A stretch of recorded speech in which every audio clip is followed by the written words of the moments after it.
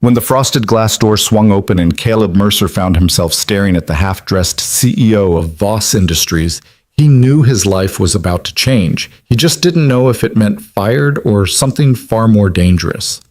What started as a maintenance call on the executive floor became a collision between two worlds. His paycheck-to-paycheck existence raising his daughter alone, and Vivian Voss's empire of steel and secrets.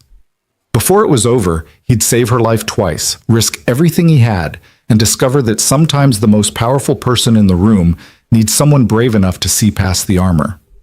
If you're watching from anywhere in the world, drop your city in the comments. I want to see how far this story travels. Now let's begin. The flickering fluorescent light in Caleb Mercer's bathroom had been dying for 3 weeks, but he couldn't bring himself to fix it. Not because he didn't know how, he'd rewired half the building where he worked, but because every time he looked at the burnt-out bulb, he saw another bill he couldn't pay, another promise to his daughter Rosie that he'd have to break. The light stuttered on at 4:47 a.m., casting shadows across his face as he splashed cold water against his skin and stared at the stranger in the mirror. 32 years old, and he looked 40. The lines around his eyes told stories he wished he could forget, and the calluses on his hands were a roadmap of every job he'd worked to keep a roof over their heads. Behind him, through the thin walls of their cramped apartment, he could hear Rosie breathing softly in her sleep, that gentle rhythm that was the only music that mattered anymore. He'd been 18 when everything fell apart. One positive pregnancy test, one screaming match, one door slamming as Melissa walked out of his life before Rosie even took her first breath. "I'm not ready to be a mother," she'd said, her voice cold and final. "You figure it out." And he had. Somehow, impossibly, he had. 14 years of night classes abandoned, dreams of engineering school packed away in boxes he couldn't afford to store. Every ambition, every possibility, every version of himself that might have been, all of it sacrificed at the altar of diapers and daycare, formula and rent, keeping one small human alive and safe in a world that didn't care if you were drowning. The maintenance job at Voss Industries paid enough to keep them afloat, barely. Caleb had started in the sub-basement 3 years ago, fixing pipes and unclogging drains, invisible to everyone who mattered. He'd worked his way up to general maintenance, which meant slightly better hours and the occasional glimpse of daylight, but it was still a job defined by other people's emergencies and his own exhaustion. His phone buzzed at 5:03 a.m. Caleb's stomach dropped even before he looked at the screen. Early calls were never good news. "Mercer." The voice belonged to Tom Brennan, the day shift supervisor, and he sounded harried. "I need you to handle an emergency call. Executive floor. Electrical issue in the CEO's private office wing." Caleb's hand tightened around the phone. The executive floor was 23 stories above his usual territory, a world of marble and mahogany that maintenance staff entered only when absolutely necessary. He'd been up there exactly twice in 3 years, both times to fix urgent problems while the executives were safely away at lunch or in meetings. The unspoken rule was simple: be invisible, be quick, and don't make eye contact. "Can't Rodriguez take it?" Caleb asked, already knowing the answer. "I'm not scheduled until 7, and I've got to drop Rosie at—" "Rodriguez called in sick. Stevens is handling a flood in the parking garage. You're the only one with electrical clearance who's answering their phone." Tom's voice softened slightly. "I know it's early, Caleb. I know you've got the kid. But this came from the top. CEO herself requested immediate response." Vivian Voss. Even her name carried weight that made the phone feel heavier in Caleb's hand. Everyone at Voss Industries knew the stories. 28 years old and already running a tech empire her father had built over 4 decades. She'd taken over 2 years ago when Harrison Voss suffered a stroke, and the business world had waited for her to fail. Instead, she'd streamlined operations, acquired 3 competitors, and doubled the company's value. The financial press called her a prodigy. The employees called her the Ice Queen, and not with affection. Caleb had seen her exactly once, moving through the lobby like a force of nature in a charcoal suit that probably cost more than his rent. She hadn't looked left or right, hadn't acknowledged the people who stepped aside to let her pass. Her face had been perfectly composed, beautiful in a way that seemed deliberately weaponized. Sharp cheekbones, dark eyes that missed nothing, mahogany hair pulled back in a style that suggested control over every detail. She'd terrified him from 50 feet away. The thought of being in the same room with her made his hands sweat. "Fine," Caleb said, defeat settling into his bones. "I'll be there in 40 minutes. 30? Tom corrected. The email said urgent, whatever that means when it comes from Vivian Voss.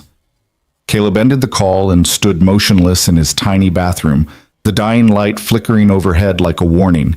He couldn't afford to lose this job. Not with Rosie's school fees coming due. Not with the landlord already circling about last month's late rent payment. He'd go to the executive floor, fix whatever needed fixing, and disappear back into the basement where he belonged. Simple, safe, survivable. He pulled on his work shirt, navy blue with Voss Industries maintenance embroidered over the pocket, and grabbed his tool belt from the hook by the door. In Rosie's room, he knelt beside her narrow bed and brushed a strand of dark hair from her forehead. She stirred but didn't wake, her small hand curling around the stuffed rabbit he'd found at a thrift store for her 5th birthday.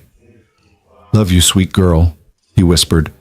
"Mrs. Chen will get you to school. I'll pick you up after, I promise." How many promises had he made in this room?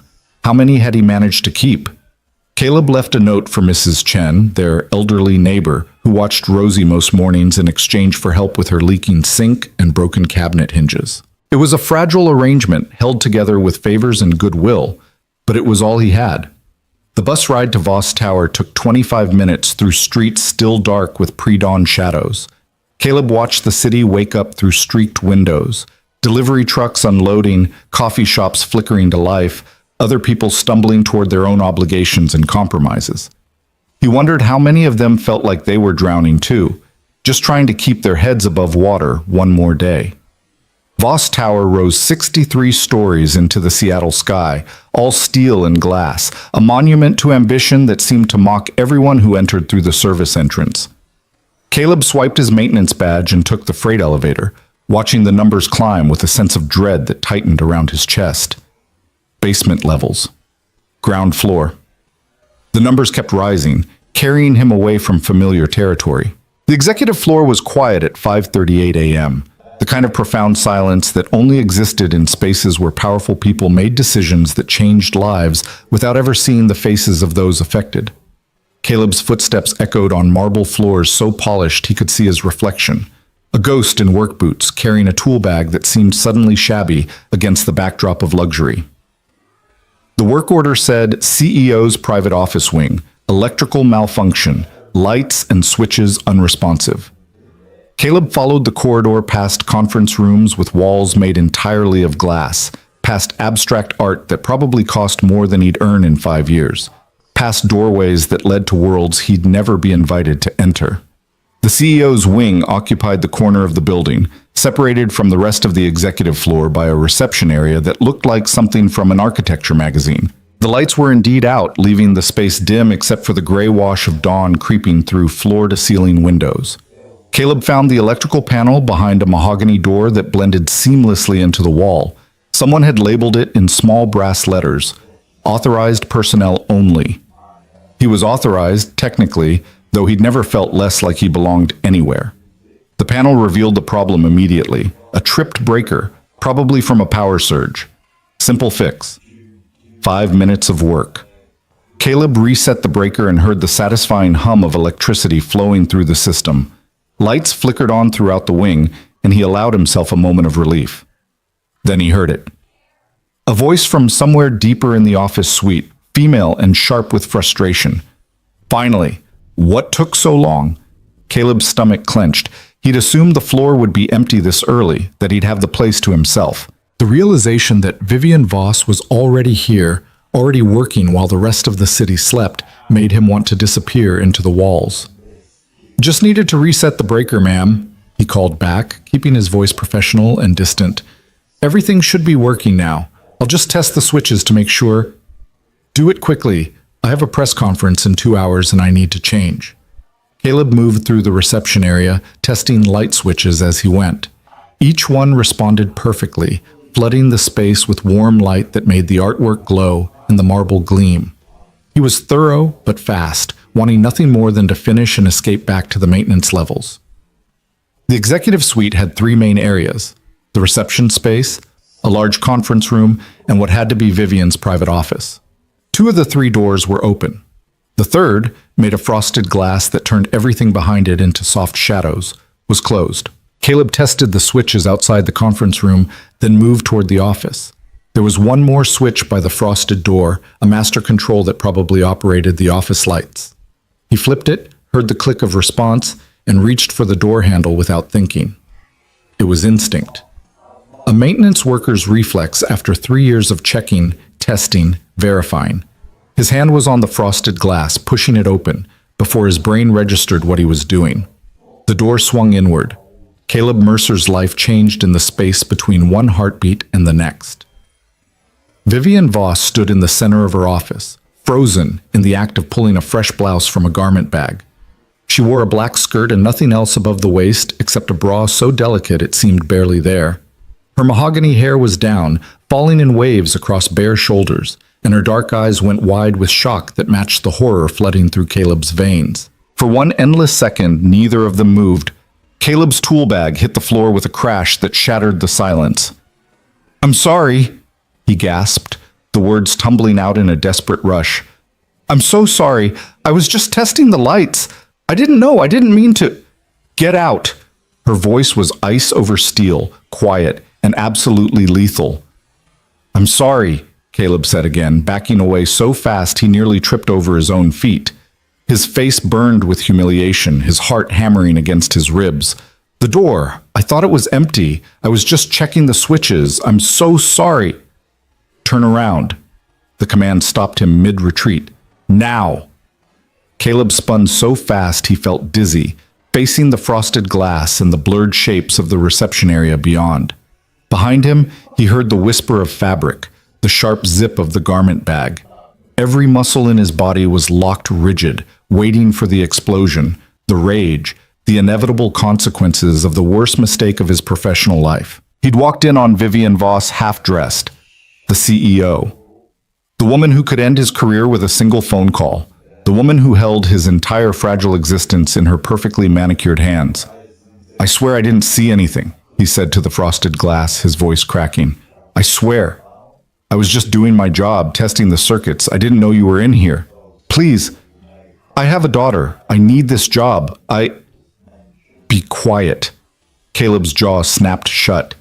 He could hear his own breathing, ragged and panicked, and beneath it the soft sounds of Vivian dressing. Seconds stretched into eternities. His entire body felt like a live wire, crackling with fear and shame. When she finally spoke again, her voice was controlled but carried something underneath that he couldn't quite identify. "What's your name?" "Caleb Mercer, ma'am. Maintenance staff, electrical clearance." The words came out like a prisoner reciting his crimes. "I've worked here 3 years. I've never had a complaint. I swear this was an accident. I thought the office was empty. I heard you the first time." A pause. "You can turn around now." Caleb turned slowly, keeping his eyes fixed on the floor. Vivian Voss stood behind her desk, now fully dressed in a cream blouse and the same black skirt. Her hair was pulled back in the severe style he recognized from that glimpse in the lobby months ago. She looked every inch the CEO again, all traces of vulnerability erased, but her dark eyes studied him with an intensity that made his skin prickle. "Look at me," she said. It was the hardest thing Caleb had ever done. Meeting Vivian Voss's gaze felt like staring into a searchlight, but he forced himself to do it. She deserved that much at least. An acknowledgement of what he'd done. An acceptance of whatever judgment she was about to deliver. Her face was unreadable, a mask of perfect control. But something flickered in her eyes as she looked at him. Not anger exactly. Something more complicated. "You really didn't know I was here," she said. It wasn't a question. "No, ma'am, I swear. The work order just said electrical malfunction. I reset the breaker and I was testing all the switches. I thought the whole floor was empty this early." Caleb's hands were shaking. He clenched them into fists at his sides. "I understand if you need to fire me. I understand I don't have any excuse. I just want you to know it was an accident. I would never..." "Stop talking." He stopped. Vivian walked around her desk with measured steps, her heels clicking on the hardwood floor. She stopped 3 feet away from him, close enough that he could smell her perfume.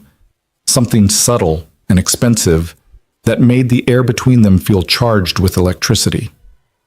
"You're terrified," she observed, her voice softer now, almost curious.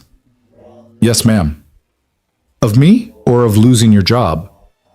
"Both." The truth fell out before he could stop it. "Mostly of losing my job. I have a daughter. She's 6. I'm all she has. I can't—" His voice cracked and he forced himself to breathe. "I can't afford to lose this."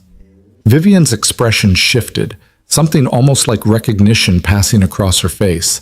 She studied him for another long moment, and Caleb felt like he was being cataloged, assessed, measured against some criteria he couldn't begin to understand. "The door was unlocked," she said finally. "I should have secured it. That's on me, not you." Caleb blinked, certain he'd heard wrong. "Ma'am? You were doing your job, testing the electrical system. I was careless." She turned away, moving back to her desk with that same controlled grace. "What you saw stays between us. Understood?" "Yes, ma'am. Absolutely. I would never say anything to anyone, I swear." "Good." She picked up a tablet from her desk, her attention already shifting to whatever waited in her schedule. "Finish your testing and get out. Send your supervisor a report that everything's functioning normally." Caleb stood rooted to the spot, unable to process what was happening. She wasn't firing him. She wasn't even yelling at him. He'd braced for disaster and instead found something he didn't have a name for.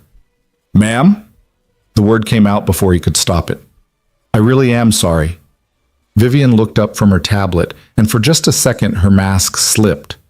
What he saw underneath wasn't anger or ice or any of the things he'd expected.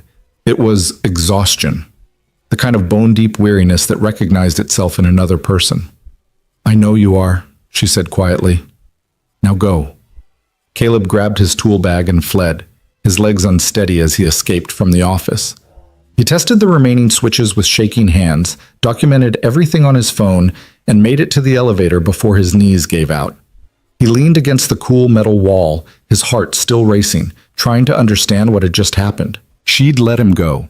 She'd seen his terror, heard his desperation about his daughter, and she'd chosen mercy over the punishment he deserved.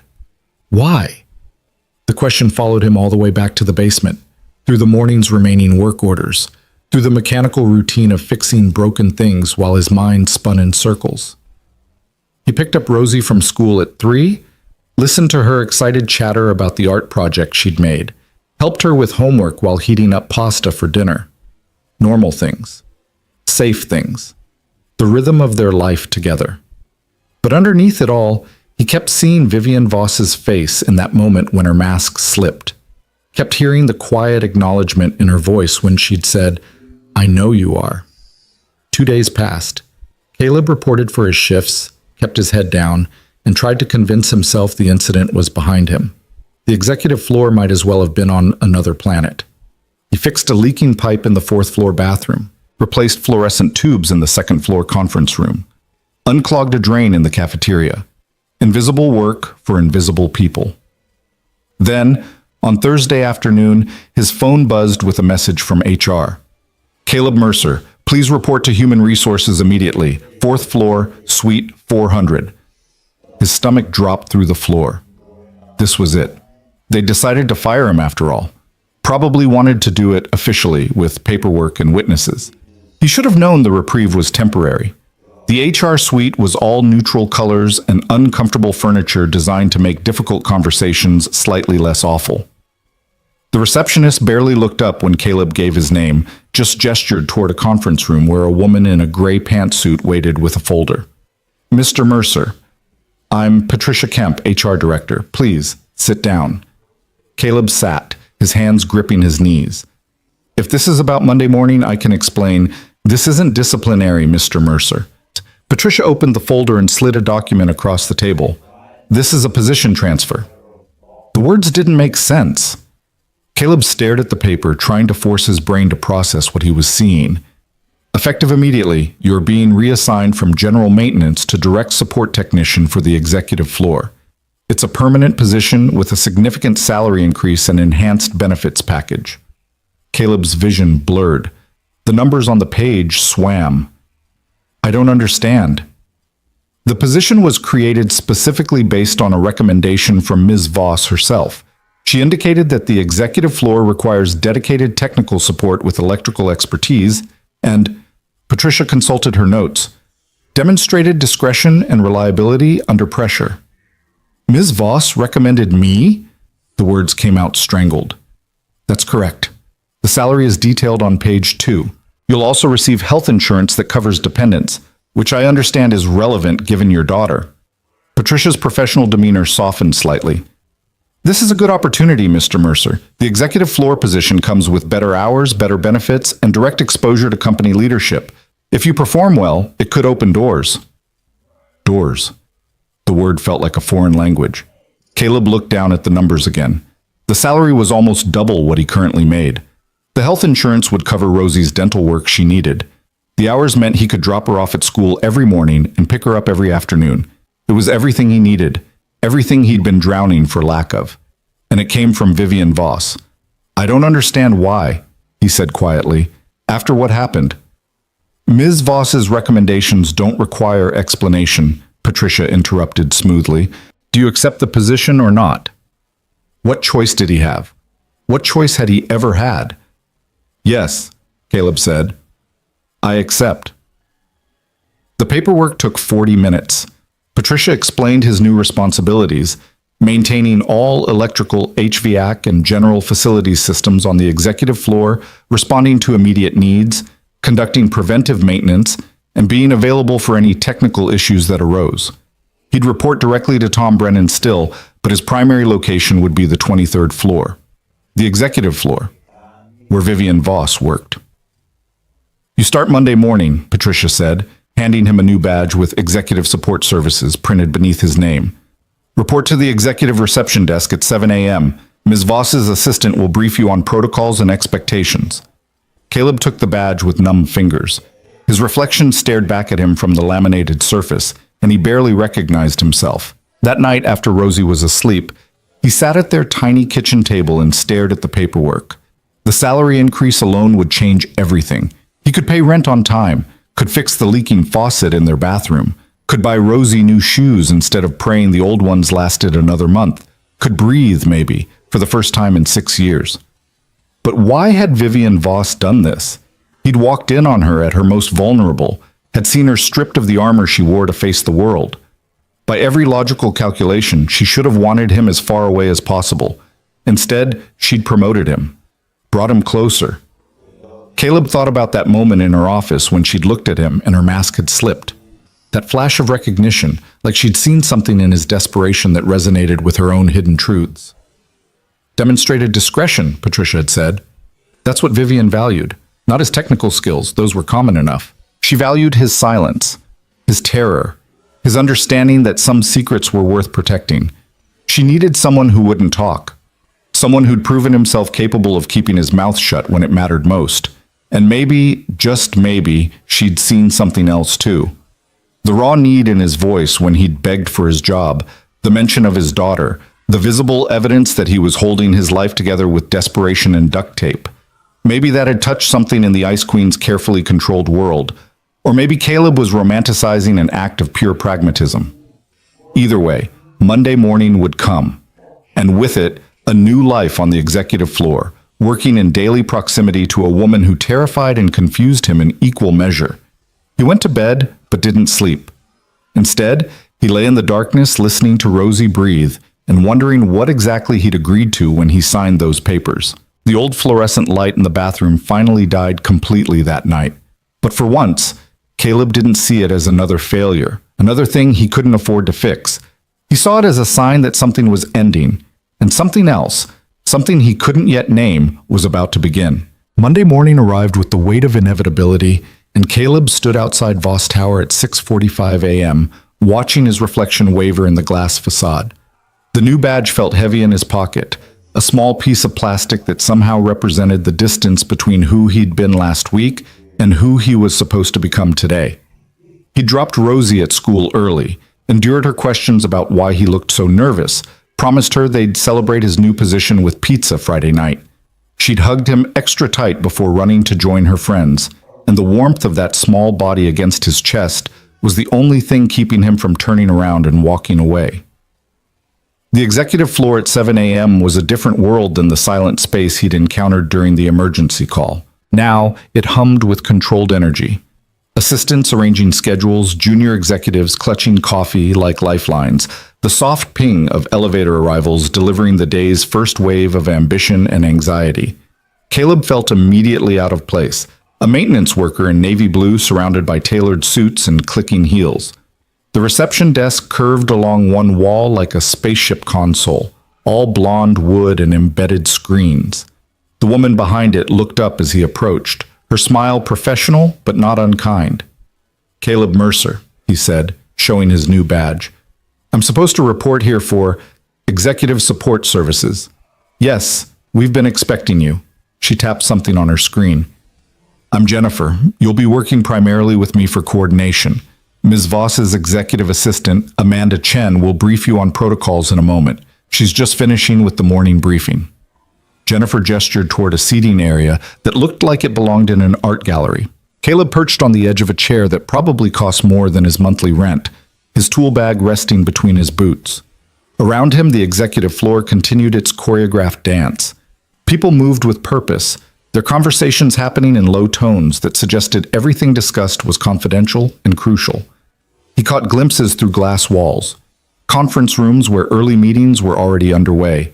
Offices where senior executives stared at multiple screens. The physical manifestation of power that flowed through this building like electricity through circuits. And somewhere beyond it all, behind doors he couldn't see, Vivian Voss was beginning her day. "Mr. Mercer?" Caleb stood quickly, nearly knocking over his tool bag. The woman who'd spoken was in her mid-40s, impeccably dressed in charcoal gray, with sharp eyes that assessed him in a single glance. "I'm Amanda Chen, Ms. Voss's executive assistant. Follow me, please." She moved like someone who'd learned to navigate these hallways in her sleep. Caleb followed, acutely aware of how his work boots sounded against the marble compared to her nearly silent heels. They passed through the main executive area into a corridor he recognized from his emergency call, the path to Vivian's private wing. His pulse quickened despite himself. Amanda led him to a small office he hadn't noticed during his first visit, tucked discreetly near the electrical panel. It was modest by executive floor standards, but palatial compared to the basement break room where he usually left his things. A desk, comfortable chair, built-in cabinets for equipment, and a window that actually showed the city below. "This is your workspace," Amanda said briskly. "You'll maintain all systems on this floor, with priority given to Ms. Voss's immediate area. Response time for her requests is 10 minutes maximum. All other issues should be resolved within the hour unless they require parts or outside contractors." She handed him a tablet. "This links to the building management system. You'll receive all work orders here, along with Ms. Voss's schedule, so you can plan maintenance around her meetings and commitments. That schedule is confidential. You don't discuss it with anyone, including other maintenance staff." "Understood," Caleb said, taking the tablet carefully. "Ms. Voss values 3 things above all else: discretion, efficiency, and invisibility." Amanda's voice was matter-of-fact, delivering information he needed to survive. "Your work should be seamless. She shouldn't have to think about whether the lights work or the temperature is comfortable. If she notices you at all, it should be because you've solved a problem before it became her problem." The irony of being told to be invisible by the woman whose boss had personally promoted him wasn't lost on Caleb. He kept his expression neutral and nodded. "Questions?" Amanda asked. 1,000 of them, none he could actually voice. "No, ma'am." "Good. There's a staff briefing every morning at 6:45 in the main conference room. You're expected to attend. It covers the day's schedule and any VIP visits that might affect your work. Start your systems check at 7:30. Ms. Voss arrives between 8 o'clock and 8:30, and everything should be perfect before she walks through that door." Amanda paused, and something in her expression shifted almost imperceptibly. "Ms. Voss doesn't make recommendations lightly, Mr. Mercer. She saw something in you that made her believe you belong up here. I suggest you prove her right." Before Caleb could respond, Amanda was gone, her departure as efficient as everything else about her. He stood alone in his new office, surrounded by the trappings of a life he'd never imagined, and wondered what exactly Vivian Voss had seen. The first week passed in a blur of learning protocols and staying out of sight. Caleb memorized the building management system, familiarized himself with every circuit breaker and HVAC control, and discovered that the executive floor had more technology packed into a single level than the rest of the building combined. Smart glass that adjusted for light levels, climate controls that responded to occupancy sensors, conference room systems that cost more than luxury cars. He attended the morning briefings and learned to decode the careful language Amanda used to describe Vivian's schedule. Ms. Voss requires uninterrupted focus time meant keep the entire wing silent. Board members visiting from New York meant everything needed to be perfect to the point of obsession. Press conference in the main auditorium meant Vivian would be on edge, her standards impossibly high. And through it all, Caleb caught only glimpses of her. A flash of mahogany hair as she strode past, her voice carrying through a conference room door, crisp with authority. Once, he was replacing a malfunctioning light fixture in the hallway when she emerged from a meeting, and their eyes met for half a second before she looked away and continued walking. She gave no sign of recognition, no acknowledgement that he existed beyond his function as the person who kept her world running smoothly. It should have been a relief.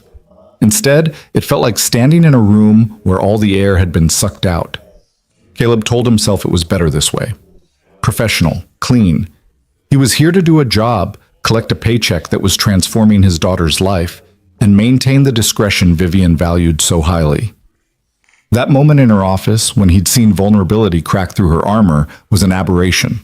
A mistake they were both pretending had never happened. But late at night, lying awake in his apartment that suddenly felt less cramped thanks to the breathing room in his budget, Caleb couldn't stop thinking about the question that had haunted him since he signed the transfer papers. Why had she really promoted him? The answer came on his 8th day, in a moment that redefined everything he thought he understood. It was late afternoon, almost 6 p.m., and the executive floor was emptying as people departed for dinner meetings or headed home to families and lives that existed beyond these walls. Caleb was in the main conference room, testing a video system that had glitched during a presentation that morning. The technology was sophisticated enough that the manual read like a foreign language, but he'd spent 2 hours breaking down each component until he found the faulty HDMI processor. He was on his back under the conference table, rewiring connections, when he heard voices approaching. "I don't care what the legal team says." Vivian's voice cut through the air like a blade. "We're not settling. Marshall knew exactly what he was doing when he violated that non-compete." "Vivian, the optics alone." A male voice, older, trying for reason. "The optics of backing down are worse. We set a precedent here. Every executive we've ever signed walks away thinking they can steal our clients, and we'll just negotiate a settlement." Heels clicked closer. "Schedule the deposition. I want him on record lying about his intentions." They entered the conference room and Caleb froze under the table. He could see expensive shoes, Vivian's black heels, a man's polished Oxfords. The door closed with a soft click. "You're being unreasonably aggressive about this," the man said. Caleb recognized the voice now. Richard Keller, one of the senior board members. "Marshall was your father's hire. Going after him publicly damages Harrison's legacy." "My father's legacy is secured by the company's success, not by protecting executives who betray us." Vivian's voice was ice cold. "Or are you suggesting I should prioritize sentiment over strategy, Richard?" "I'm suggesting you remember that some of us have been with this company since before you were born. Your father trusted Marshall. Perhaps you should consider whether my judgment, has increased this company's value by 42% in 2 years. My judgment acquired Techline and Meridian when everyone said we were overextending. My judgment..." She stopped abruptly. "Is someone in here?" Caleb's heart stopped. He'd been so still, barely breathing, but somehow she'd sensed him. "The maintenance technician, I believe," Richard said, and Caleb could hear the disdain in his voice. "Perhaps you should have him escorted out before we continue discussing confidential matters." Silence stretched for 3 beats of Caleb's racing heart. "Mercer," Vivian said, not a question, a statement. Caleb slid out from under the table, tool bag in hand, his face burning. "I'm sorry. I was fixing the video system. I didn't mean to intrude on..." Did you hear our conversation? Richard demanded. I heard voices, Caleb said carefully, meeting Vivian's eyes despite every instinct screaming at him to look away. I didn't listen. It was a distinction without a difference, and they all knew it. Richard's expression said he expected immediate dismissal, but Vivian just studied Caleb with that same unreadable intensity he'd seen in her office. Finish your work, she said quietly. Then leave. Yes, ma'am. Caleb turned back to the video system with shaking hands, hyper-aware of the conversation continuing in low tones behind him. He worked as quickly as possible, testing connections, verifying the repair. Every second felt like an eternity. When he finally packed up his tools and headed for the door, Richard was mid-sentence about shareholder concerns. Neither of them acknowledged Caleb's departure. He made it to his small office and leaned against the closed door, his pulse hammering. The smart thing would be to go home, forget what he'd heard, and never mention it to anyone. Discretion. That's what Vivian valued, but the look in her eyes when she'd realized he was there, that hadn't been anger. It had been calculation, like she was testing him, measuring him against some standard he didn't understand. Caleb stayed late that night, running diagnostics on systems that didn't need checking, unable to shake the feeling that something significant had just happened. Around 8 p.m., when the executive floor was dark and silent except for the glow of emergency lighting, his tablet pinged with a message. It was from Vivian's private email, sent directly to his work account. Your discretion is noted and appreciated, VV. 7 words. No explanation, no context. But Caleb stared at them until his eyes blurred, trying to decode the meaning underneath. She'd been testing him. Deliberately? Or had she simply seized an opportunity when it presented itself? Either way, she'd watched him overhear a confidential conversation and choose silence, and she'd acknowledged it. The message felt like a door opening, or maybe a trap being set. Caleb couldn't tell which, and the uncertainty kept him awake long after he made it home to his quiet apartment. The following week, Vivian requested him by name for the first time. The work order came through his tablet at 2:37 p.m. Temperature control malfunction in CEO office. Immediate response required. Caleb grabbed his equipment and made it to Vivian's wing in under 8 minutes. Amanda intercepted him at the entrance, her expression tight with concern. She's been in back-to-back video conferences for 3 hours, Amanda said quietly. The AC cut out 40 minutes ago and the room's getting uncomfortable. Fix it quickly and quietly. Vivian's office door was open, and he could hear her voice as he approached, still crisp and controlled despite what had to be stifling heat. I understand your concerns about the timeline, David. What I need you to understand is that the board won't approve additional delays. We launch in 6 weeks regardless of... Caleb slipped into the office, keeping to the perimeter, making himself as invisible as possible. The temperature was indeed uncomfortable, at least 78 degrees and climbing. Vivian sat behind her massive desk, facing a wall of screens showing various video conference participants. She didn't acknowledge his presence, but he saw her shoulders relax fractionally. The thermostat was mounted behind a panel that matched the wall perfectly. Caleb opened it silently and ran diagnostics on his tablet. The problem was immediately obvious: a failed sensor sending incorrect readings to the climate control system. He had a replacement in his bag, always carried extras of the most common failure points. We've been over this, Vivian said to the screens. Marketing doesn't drive the launch schedule. Product readiness does. If your team can't deliver the campaign materials by week 4, we'll find someone who can. Caleb worked in absolute silence, replacing the sensor, recalibrating the system, testing the response. Cool air began flowing through the vents within minutes. He allowed himself a glance toward Vivian and found her watching him in the reflection of her darkened screens, her eyes tracking his movements even as she verbally dismantled someone's excuses. Much better, she said into the conference call. Now that we can all think clearly again, let's discuss realistic deliverables. It wasn't about the temperature. She was talking to him, acknowledging the fix without breaking her focus on the meeting. Caleb felt something shift in his chest, a recognition of competence between two professionals who understood their roles. He packed up his tools and left as quietly as he'd entered. 10 minutes later, another message appeared on his tablet. Efficient work. Thank you.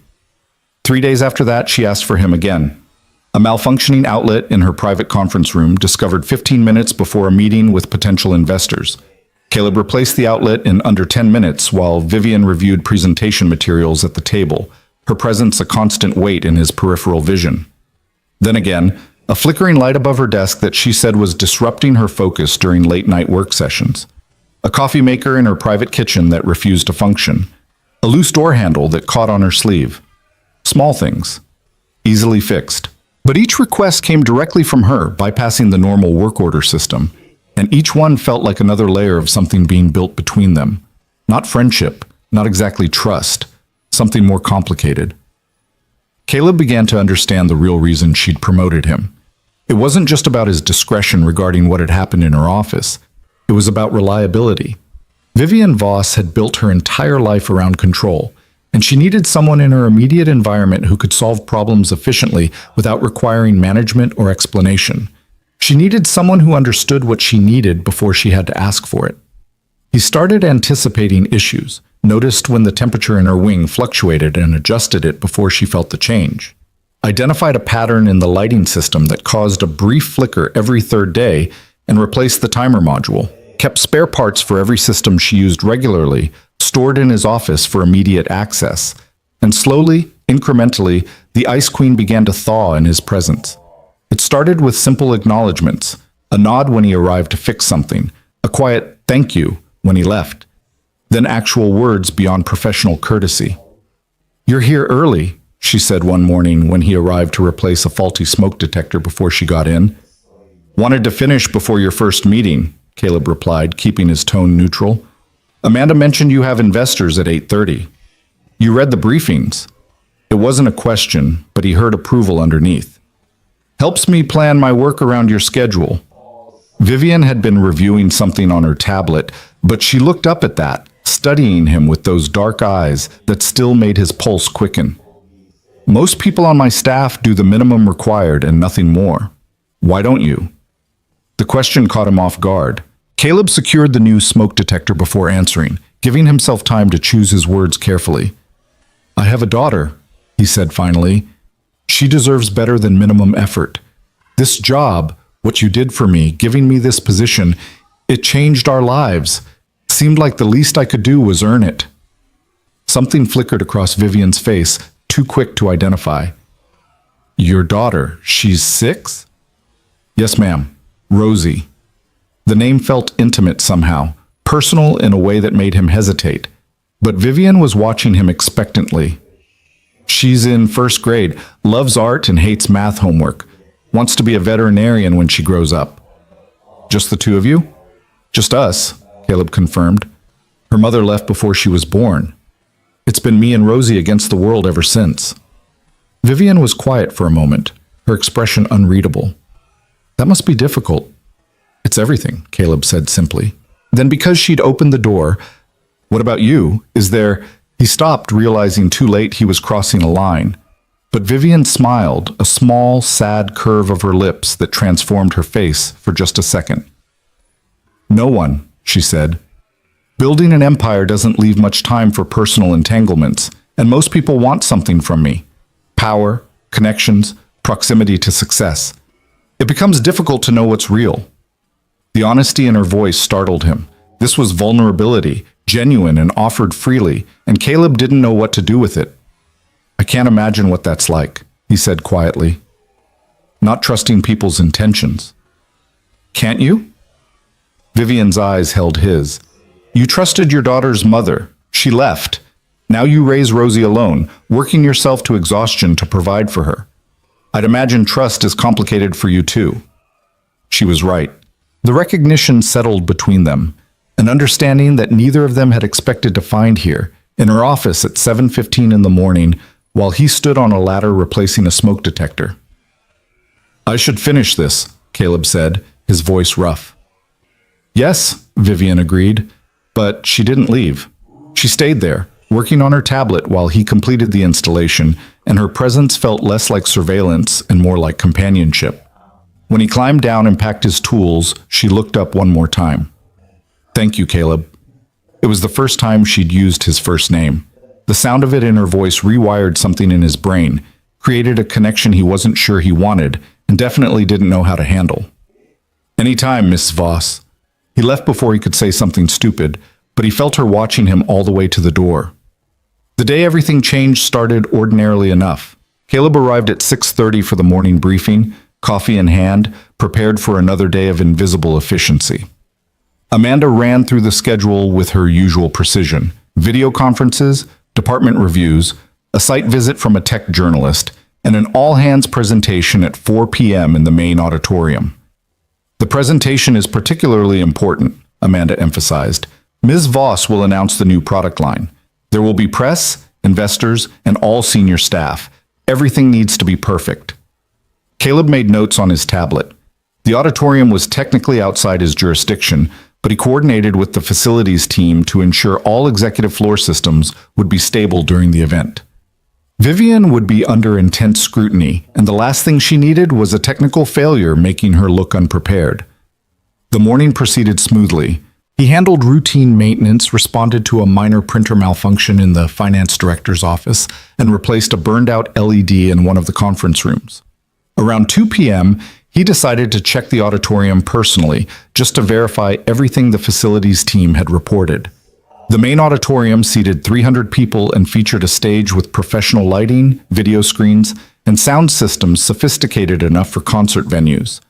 The facilities team had done good work. Everything looked pristine, the technology tested and ready. Caleb was about to leave when something made him look up at the lighting rig. Years of maintenance work had trained his eyes to spot things that weren't quite right, subtle misalignments that suggested potential problems. One of the stage lights looked off-center, its mounting bracket slightly twisted.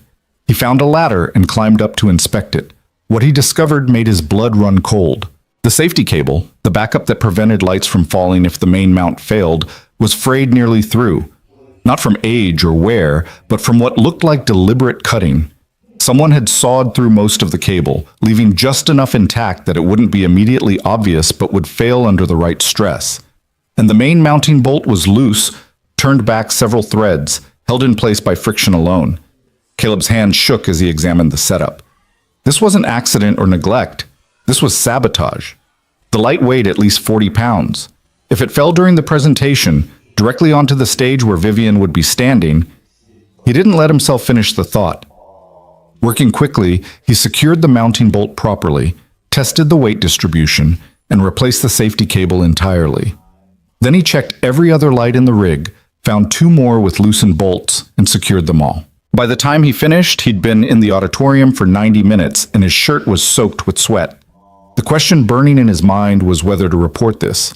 Tell Amanda. Security? If this was deliberate sabotage, there were protocols, investigations, potential danger to Vivian that extended beyond a rigged light fixture, but he had no proof beyond his professional judgment. The frayed cable could theoretically be explained as wear. The loose bolts might be attributed to poor maintenance, and if he was wrong, if he raised alarms that led nowhere, he'd look paranoid or attention-seeking. Worse, he'd put himself directly in Vivian's line of sight in a way that violated everything she valued about him. She needed him to be invisible, to solve problems quietly, not to create drama. Caleb made his decision. He documented everything with photos on his tablet, secured the systems, and made a note to check them again before the presentation. Then he went back to the executive floor and tried to act like his heart wasn't racing. At 3:30, Amanda sent a message asking him to verify the video feeds in the auditorium one final time. Caleb went back down, checked the lights again, still secure, and confirmed all systems were operational. People were already filling the seats. Press photographers set up cameras. The energy in the room built like a gathering storm. Vivian arrived at 3:55, flanked by Amanda and 2 senior executives. She wore a deep blue suit that commanded attention, her hair pulled back severely, her expression calm and confident. Caleb watched from the shadows at the back of the auditorium as she took the stage, tested the microphone, and surveyed the crowd with the control of someone who owned every room she entered. Their eyes met across the distance. Vivian's gaze held his for just a moment, something passing between them that might have been acknowledgement or might have been his imagination. Then she turned her attention to her notes, and Caleb forced himself to breathe. The presentation began. Vivian spoke with the kind of authority that made people lean forward, her voice carrying perfectly through the sound system. She outlined the new product line with precision, fielded questions from journalists with sharp intelligence, commanded the stage like she'd been born to it. Caleb stood near the lighting controls, watching not the presentation but the equipment. The stage lights held steady. The video screens displayed perfectly. Everything was working exactly as it should. He started to relax. Maybe he'd been wrong. Maybe the damage he'd found was just neglect after all, coincidence and poor maintenance rather than malicious intent. Maybe the light directly above center stage shifted. It was subtle, a slight rotation on its mount, but Caleb saw it immediately. His blood turned to ice. Someone was in the lighting catwalk above the stage. He could see movement in the shadows, a figure adjusting something he couldn't quite make out. Caleb moved before thinking, racing toward the stage access stairs. He had to get up there, had to stop whatever was happening, but the stairs were on the opposite side of the auditorium, and Vivian was directly under that light, still speaking, unaware of the danger gathering above her. The light shifted again, rotated further. The sabotaged mount he'd fixed was holding, but now someone was actively working to override the safety measures. Caleb abandoned stealth and ran, his boots pounding against the auditorium floor, drawing attention from the crowd. He saw security guards starting to move, confused by the commotion. Saw Amanda's startled face. Saw Vivian pause mid-sentence, her eyes finding him in the crowd. "Get away from center stage!" Caleb shouted, his voice carrying in the sudden silence. "Now!" Vivian froze. Years of control kept her rooted to the spot, confusion and authority warring on her face. The light above her groaned, metal straining. Caleb didn't have time to explain. He launched himself onto the stage, grabbed Vivian around the waist, and threw both of them sideways with every ounce of strength he possessed. They hit the stage floor hard, Caleb twisting to take the impact on his shoulder. Half a second later, 40 pounds of metal and glass crashed into the exact spot where Vivian had been standing, the mounting bracket finally giving way, the light exploding on impact with a sound like a gunshot. Shattered glass sprayed across the stage. Sparks flew from severed electrical connections. The crowd erupted in chaos, screaming, people running, security converging from all directions. But Caleb only registered Vivian in his arms, her body pressed against his, her heart hammering so hard he could feel it through their clothes. Her dark eyes were wide with shock, her perfect composure shattered, and she was shaking. "Are you hurt?" Caleb demanded, his hands moving over her shoulders, her arms, checking for injuries. "Did the glass hit you?" "I'm fine," Vivian breathed, but her voice trembled. How did you know?"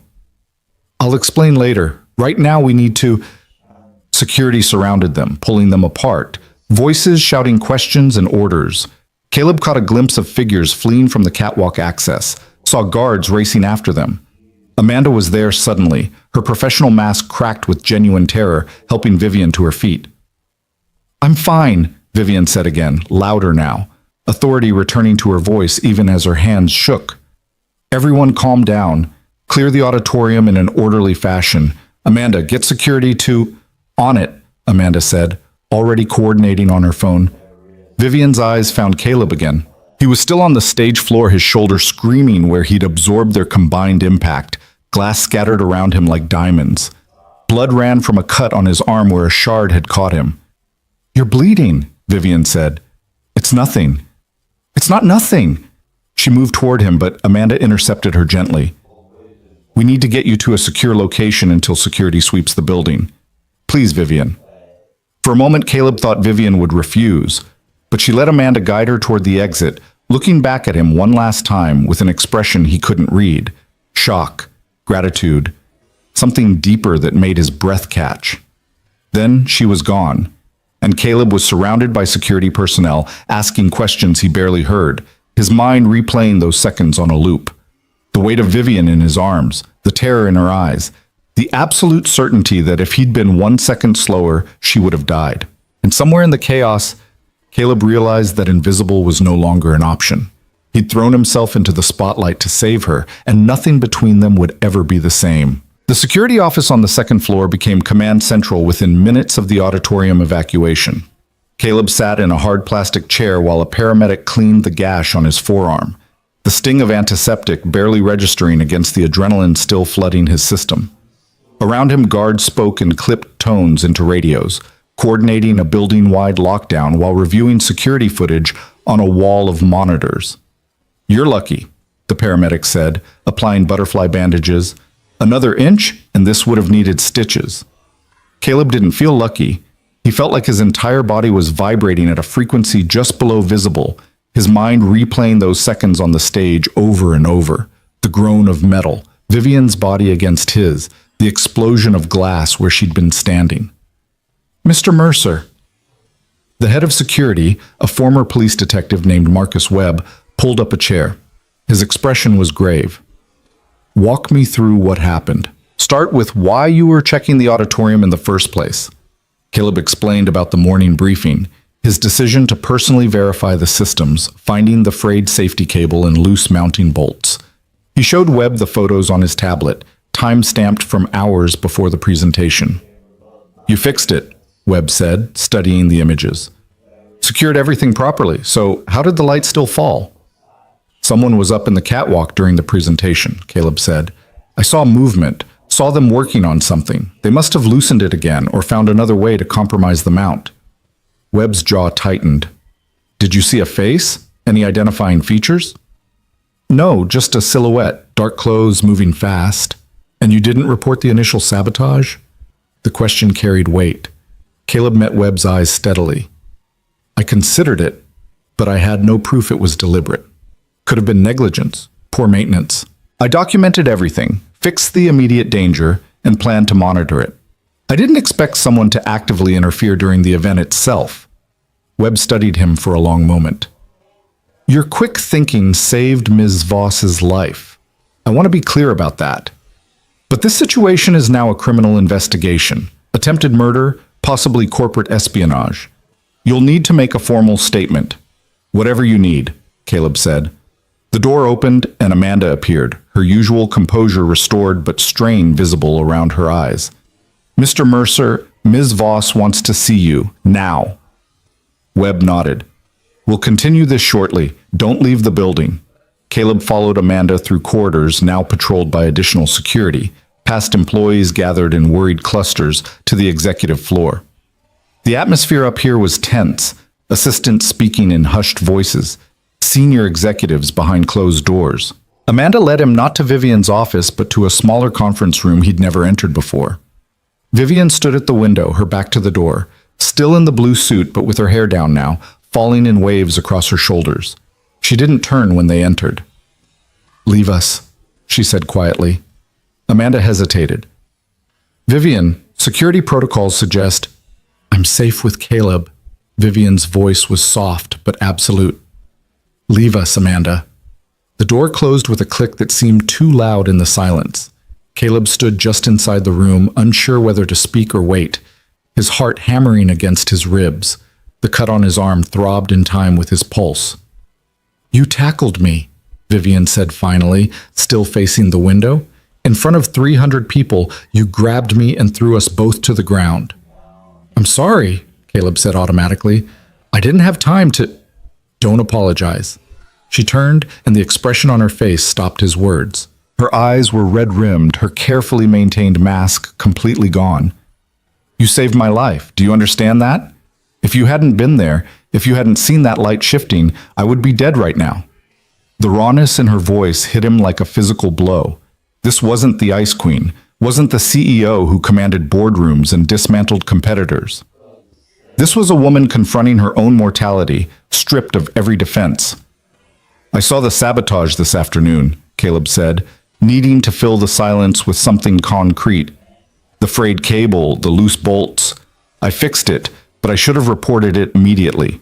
Should have insisted they cancel the presentation until— You did exactly what you should have done." Vivian crossed the room, stopping 3 feet from him, close enough that he could see she was still trembling. "You identified a threat, neutralized it, and stayed vigilant. When the danger evolved, you acted without hesitation. That's not something to apologize for." "I'm just a maintenance tech," Caleb said. "I fix broken things." "I'm not—" "You're the man who saved my life twice now." Vivian's eyes held his with an intensity that made breathing difficult. Once from embarrassment and career damage when you could have exploited what you saw in my office, and today from actual death. So don't tell me what you are or aren't, Caleb Mercer. I know exactly what you are. The way she said his name rewired something fundamental in his chest. Caleb found himself taking a step closer, drawn by gravity he didn't understand. What happened up there? He said quietly. On the stage. That wasn't about maintaining your image or protecting the company. That was about you, just you. And I would do it again without thinking twice. Vivian's breath caught. For a moment, Caleb thought she might say something that would change everything between them. But then her phone buzzed, shattering the moment, and she looked away. Security found evidence in the catwalk, she said, her voice steadier now, rebuilding her composure piece by piece. Tools, cut cables. They're reviewing all footage from the building. Whoever did this will be caught. Do you know why someone would target you like this? A bitter smile crossed Vivian's face. I'm a young woman running a multi-billion-dollar company in an industry dominated by men who think they deserve what I have. I've made enemies acquiring competitors, refusing partnerships, choosing merit over politics.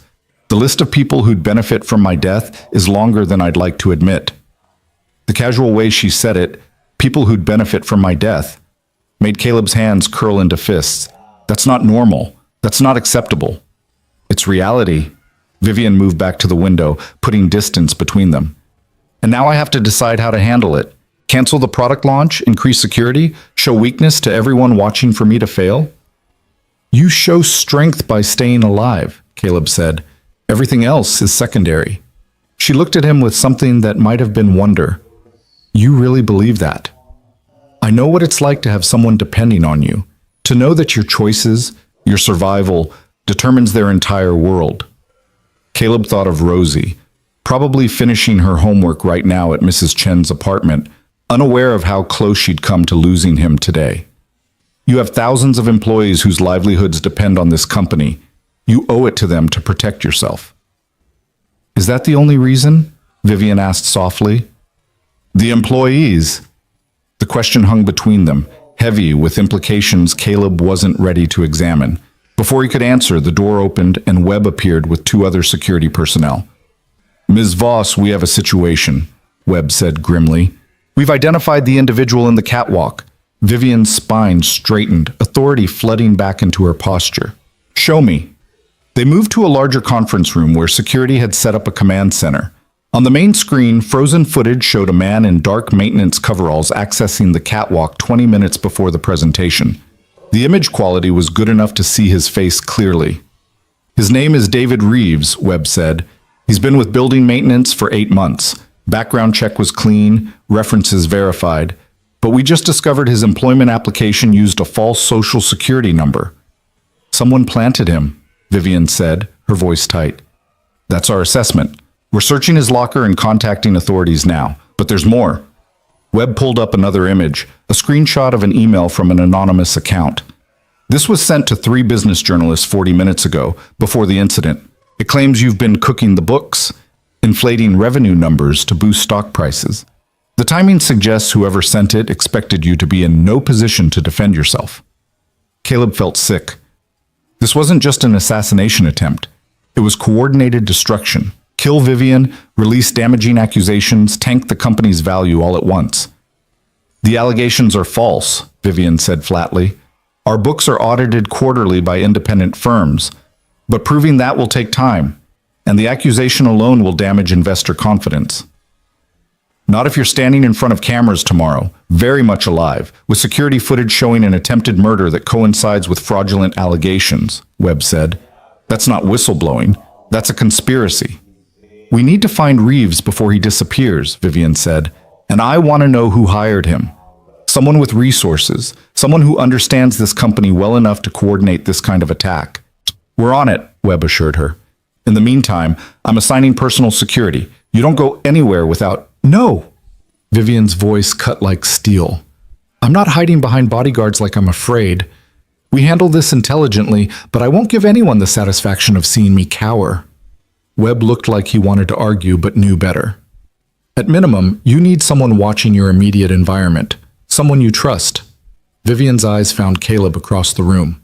Something passed between them, a silent conversation that excluded everyone else. "Caleb stays close," she said.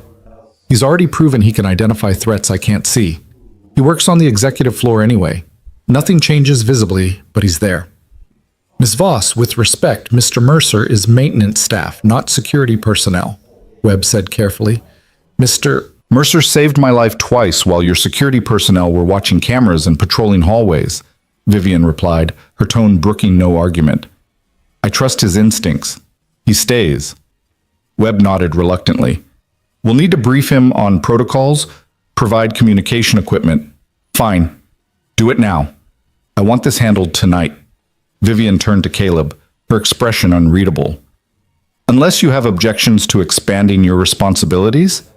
Caleb thought about what he was being asked, thought about Rosie, about the risk of putting himself between Vivian and whoever wanted her dead, thought about walking away, choosing safety, protecting the fragile stability they'd finally achieved.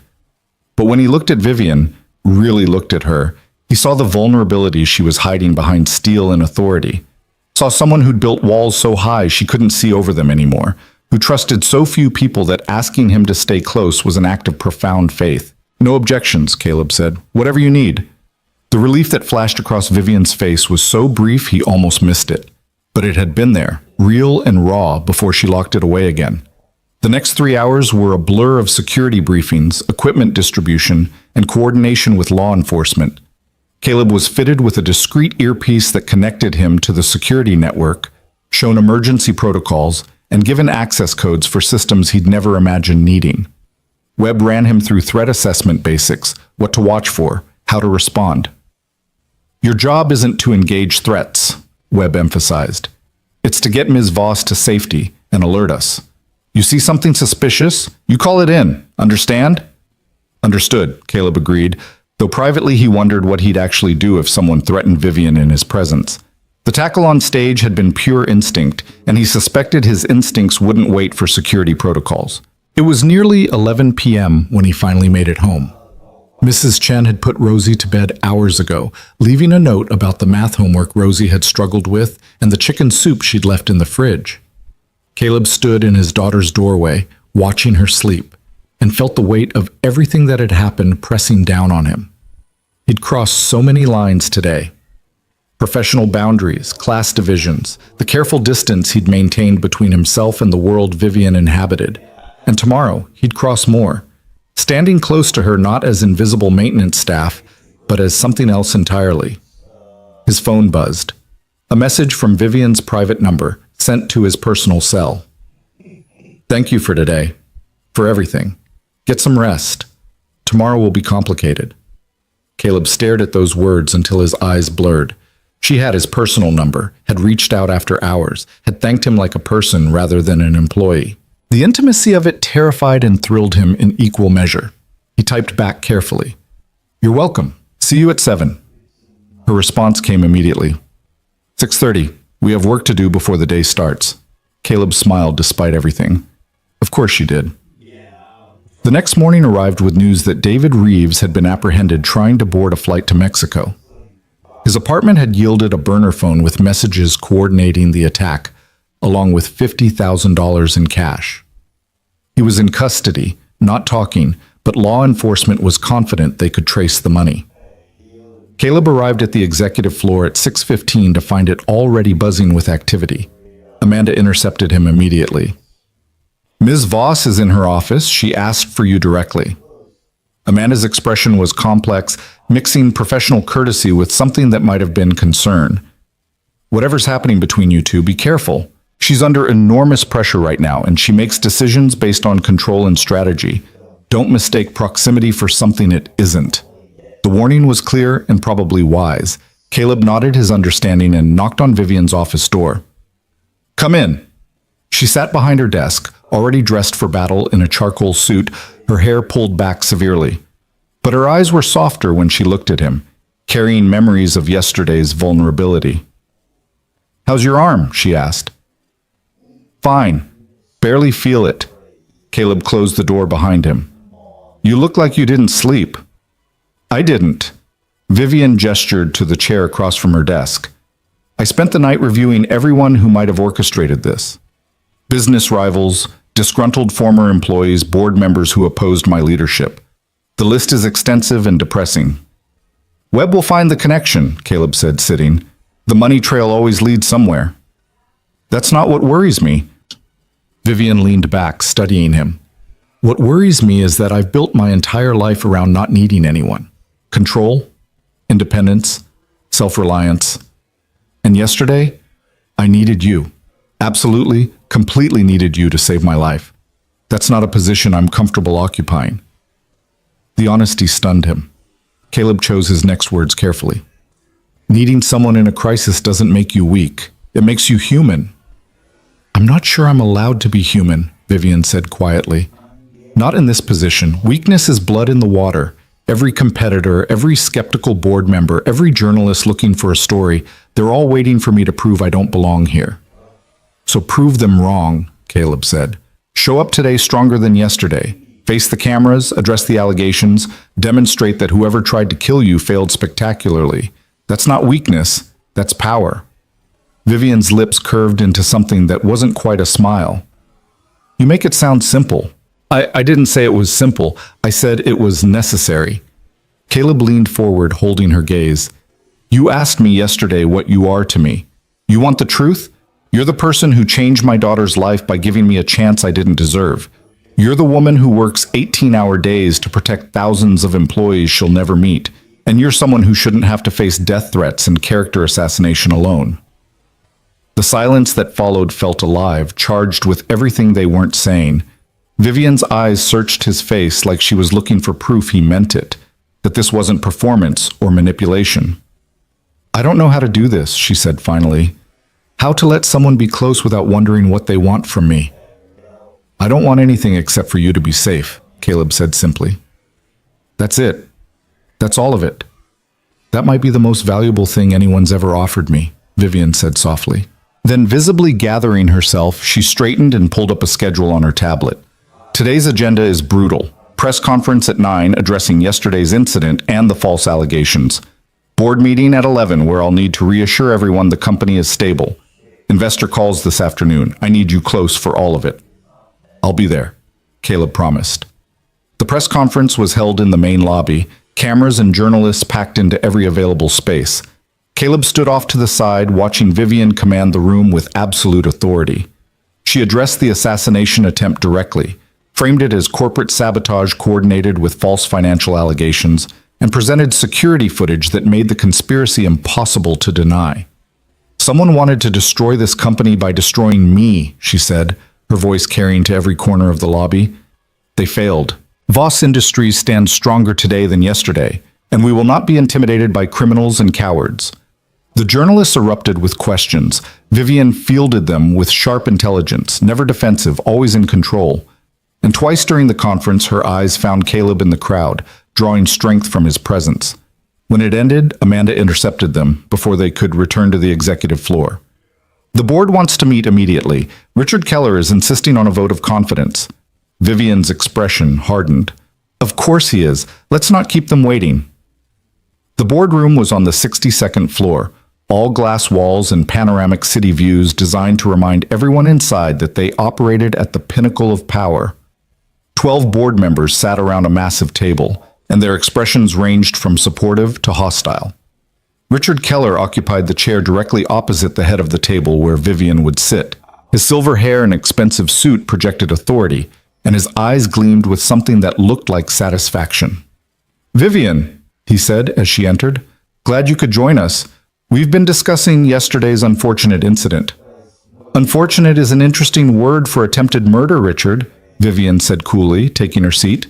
Caleb positioned himself near the door, unobtrusive but present.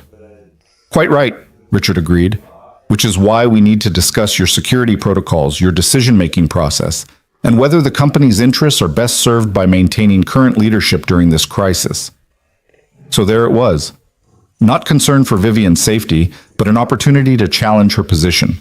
Caleb's hands clenched at his sides. My security protocols are being enhanced, Vivian said calmly. The individual responsible is in custody.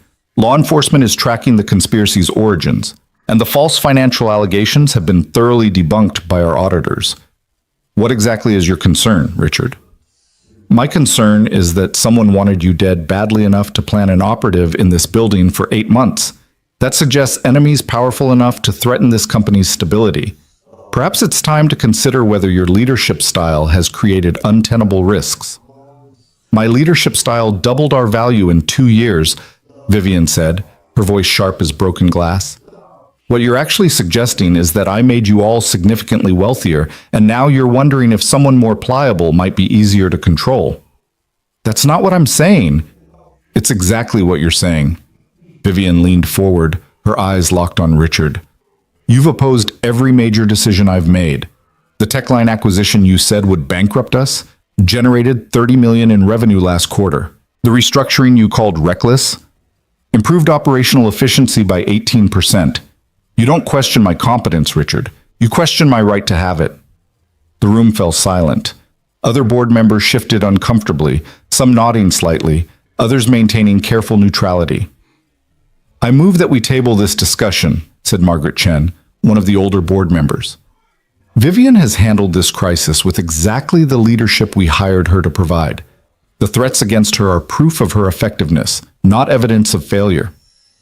Seconded, added James Morrison, a venture capitalist who'd backed Vivian's early initiatives. Richard's jaw tightened. Fine, but I want regular updates on the investigation, and I want enhanced security measures that don't rely on... His eyes flicked dismissively toward Caleb. Maintenance staff playing hero. Noted, Vivian said coldly. Anything else? The meeting continued for another hour, reviewing financial projections and operational updates, but the tension never fully dissipated. Caleb watched Richard throughout, noting how the older man's eyes kept returning to Vivian with something that went beyond professional rivalry. This was personal and dangerous. When they finally escaped back to the executive floor, Vivian's composure cracked the moment her office door closed. She leaned against her desk, exhaling slowly, the weight of maintaining perfection visibly crushing down on her shoulders. He's going to keep pushing, she said quietly. Every crisis, every setback, he'll use it to question my leadership. Then don't give him setbacks, Caleb said. Keep doing exactly what you've been doing. Succeed so loudly, he can't make himself heard. Vivian looked up at him, and something in her expression shifted. How do you do that? Do what? Make it sound possible. Make me believe I can actually survive this.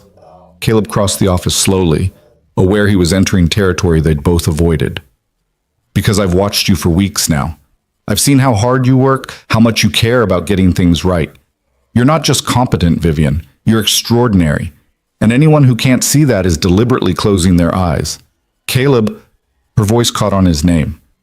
Someone tried to kill you yesterday, he continued, his voice low and intense. And today you stood in front of cameras and the board and everyone watching for you to break, and you didn't. You're still standing, still fighting. That's not something that needs my belief to make it real. It already is. Vivian stood there, 3 feet away from him, and for the first time since he'd known her, she looked uncertain. Vulnerable in a way that had nothing to do with physical danger and everything to do with the space between them that kept shrinking. You scare me, she whispered. I scare you? You see me. Vivian's eyes held his, dark and deep and full of things she clearly wasn't ready to name. Not the CEO, not the Ice Queen, not the legacy or the empire, just me. And I don't know what to do with that. Caleb's heart hammered against his ribs. You don't have to do anything with it. I'm not asking for anything, Vivian. I'm here. That's all. That's not all, she said. That's everything. The confession hung in the air between them, heavy with implications that neither of them could afford to pursue. Caleb knew they were standing on the edge of something that would change everything, destroy every professional boundary, compromise every carefully maintained distance. But before either of them could move forward or back, the door burst open and Amanda rushed in, her face pale. We have a problem, she said. The investigators found something in Reeves's phone records. The person who hired him? It's someone inside the company. The words hit like a physical blow. Vivian's face went white, then flushed with rage so pure it seemed to heat the air around her. Who? She said, her voice deadly quiet. Amanda hesitated, her eyes flicking to Caleb before settling back on Vivian. The investigators want to brief you directly. They're on their way up now with Detective Morrison from the police department. But Vivian, they said the evidence is conclusive. I don't care about conclusive, Vivian said, moving around her desk with controlled fury. I want a name. They wouldn't give it to me over the phone. Said it was too sensitive. Amanda's hands twisted together, a rare show of anxiety. But they mentioned it goes high. Someone with access to executive systems and confidential information. Caleb felt ice spread through his chest. High level meant board members, senior executives, people who'd been with the company for years. People Vivian had trusted, worked alongside, perhaps even considered allies in the constant battle to prove herself worthy of her father's legacy. Clear my schedule for the next 2 hours, Vivian said. I want Webb, the investigators, and Detective Morrison in the main conference room. No one else. And Amanda, I need you to pull personnel files for everyone at director level and above. Access logs for the last year, financial records, anything that might show connections to Reeves or unusual activity. On it.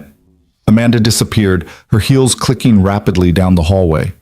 Vivian stood motionless for a moment, her back to Caleb, her shoulders rigid with tension. When she finally turned, her expression was pure steel. All traces of the vulnerability from moments before locked away behind walls he suspected were even thicker now. This doesn't leave this room, she said. Not even to security staff you might trust. Until we know who we're dealing with, everyone is suspect. Understood, Caleb said quietly. But Vivian, you need to consider that whoever this is, they're desperate enough to kill you. If they suspect they've been discovered, they'll do what? Try again? Vivian's laugh was bitter. Let them try. I'm not hiding, and I'm not running, not from corporate sabotage, and certainly not from traitors in my own company. I'm not suggesting you hide. I'm suggesting you be smart about this. Caleb moved closer, lowering his voice even though they were alone. Someone inside had access to your schedule, knew exactly where you'd be standing on that stage, had months to plan this. They're not going to confess and walk away quietly. Which is why we're going to be very careful about how we handle the reveal. Vivian's eyes held his, and he saw the strategist beneath the rage. Once we have the name, we control the information. Use it to set a trap, gather evidence that's airtight. Make sure when we move against them there's no possibility of escape or legal maneuvering. You've done this before, Caleb realized. Not murder conspiracies, but corporate warfare? Yes. Vivian moved to the window, looking out over the city she'd claimed as her territory. You don't get to where I am without learning how to identify enemies and neutralize them. I just never expected the enemy to be this close. The pain in her voice was carefully controlled but audible. Caleb understood then that this betrayal cut deeper than professional rivalry or business competition. Vivian had built her life around not trusting people, and now someone had proven every cynical instinct right. Not everyone is your enemy, he said quietly. She looked at him, something flickering in her eyes. No? I'm not. The words hung between them, simple and absolute. Vivian studied his face like she was searching for cracks in the foundation, testing the weight his promise could bear. I know, she said finally, so softly he almost missed it. The intercom on her desk buzzed. Ms. Voss, Detective Morrison and the investigative team are here, Jennifer's voice announced. Send them to conference room A, Vivian said, her voice instantly professional again. We'll be there in 2 minutes. She straightened her suit jacket, smoothed her hair, rebuilt her armor piece by piece until the vulnerable woman who'd confessed that Caleb saw her was completely hidden. But just before she headed for the door, she paused and looked back at him. Stay close, she said. She stopped, seeming to reconsider her words. I need to know you're there. I'm not going anywhere, Caleb promised. Conference room A was the largest on the executive floor, designed for board meetings and high-stakes negotiations. Detective Morrison was a woman in her 50s with gray-streaked hair and eyes that had seen too many crimes to be shocked by much. She stood beside Marcus Webb and 2 other investigators Caleb didn't recognize, all of them looking grim. Ms. Voss, Morrison said as they entered, thank you for meeting on short notice. I understand this is difficult. but the evidence we've uncovered requires immediate action. Show me, Vivian said, taking her seat at the head of the table. Caleb positioned himself near the wall, close enough to intervene if necessary, but outside the direct circle of conversation. Morrison pulled up images on the main screen, phone records, financial transactions, email metadata.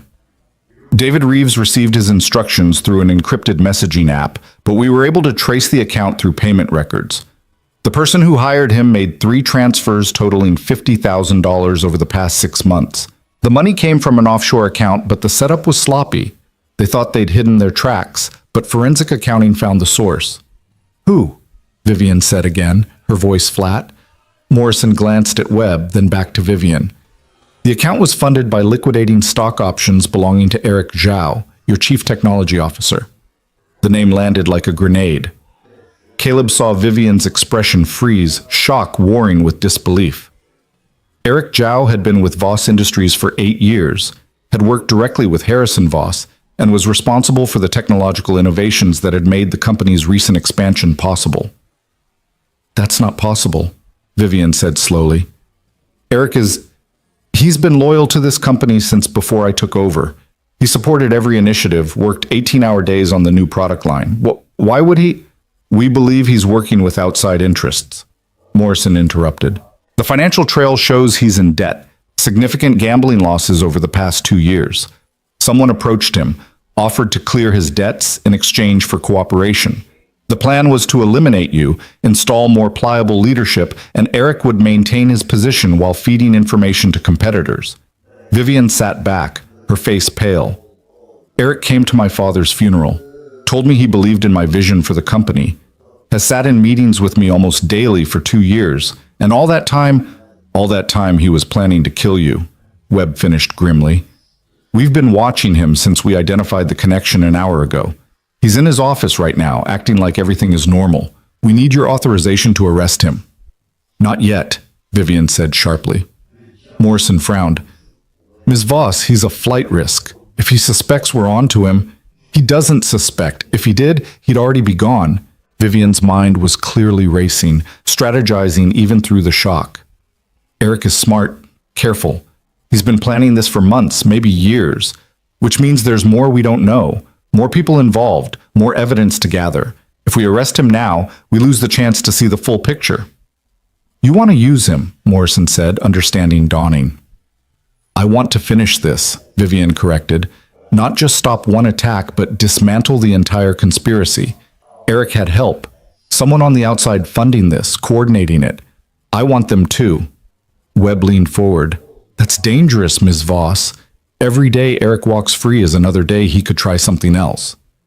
Not if he thinks he's still hidden, Vivian said. Not if we feed him information that makes him believe his plan is still viable. Caleb watched her work, saw the strategic mind that had built an empire operating at full capacity. But he also saw the cost, the way her hands trembled slightly before she clasped them together, the tension in her jaw that spoke of betrayal cutting deep. What do you propose? Morrison asked.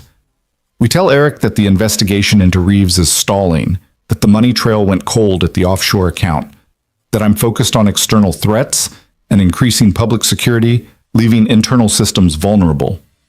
Vivian's voice gained strength as the plan took shape. We give him rope to hang himself with, and we watch everything he does, everyone he contacts. That puts you at significant risk, Morrison said carefully. If he feels threatened, if he suspects at all, I'll have protection, Vivian said, her eyes flicking to Caleb. And I'll be careful, but I won't let whoever orchestrated this walk away because we moved too fast. The detective studied Vivian for a long moment, then nodded slowly. 48 hours. We'll monitor Eric around the clock, track every communication, every movement. But if he makes any move that suggests immediate danger, we shut it down. Agreed? Agreed, Vivian said. The meeting continued for another hour, establishing surveillance protocols and communication channels. Caleb listened, absorbing details while his mind spun with the implications.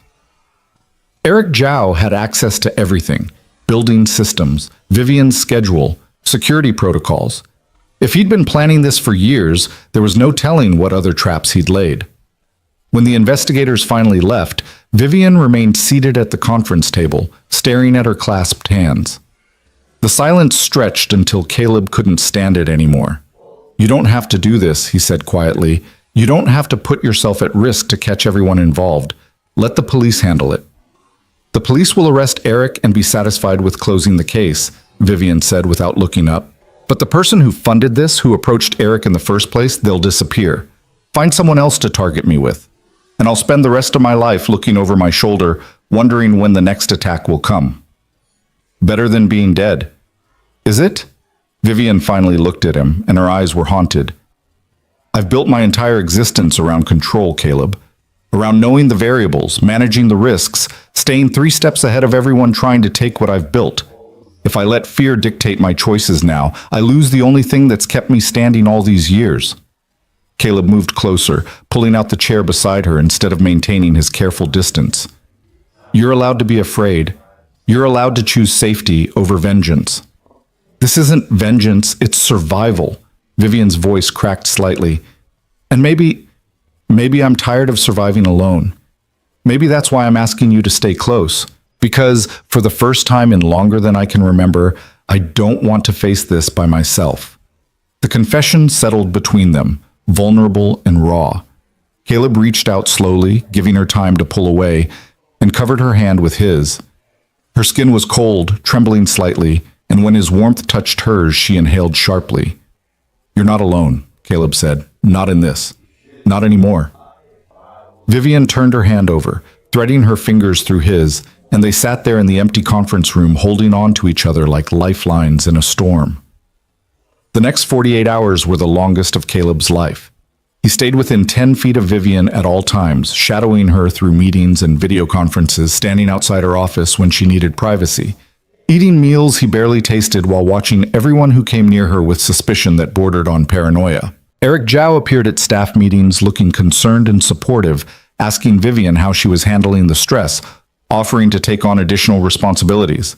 Caleb watched him perform empathy and concern, and every word felt like acid on his skin. This man had tried to kill Vivian, had betrayed everything she'd built, and now he smiled and nodded like a loyal employee while planning his next move. "How are you holding up?" Eric asked Vivian after a product development meeting, his voice warm with false concern. "I'm fine, Eric. Thank you for asking." Vivian's performance was flawless, giving nothing away. "Your work on the new interface is excellent, by the way. Exactly what we need for launch." "Just doing my job," Eric said modestly. "We all want to see you succeed." The lie was so smooth, so practiced, that Caleb had to fight the urge to grab Eric by his expensive collar and throw him against the nearest wall. But Vivian's hand touched his arm briefly as she passed, a silent reminder to stay calm, stay focused.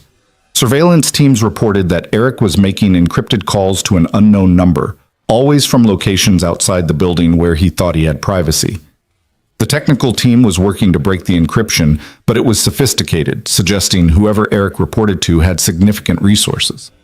On the second night, around 11 p.m., Caleb was doing a final security sweep of the executive floor when his earpiece crackled to life. "We've got movement," Webb's voice said urgently. "Eric just entered the building through the parking garage. He's not supposed to be here." Caleb's heart rate spiked. "Where's Ms. Voss?"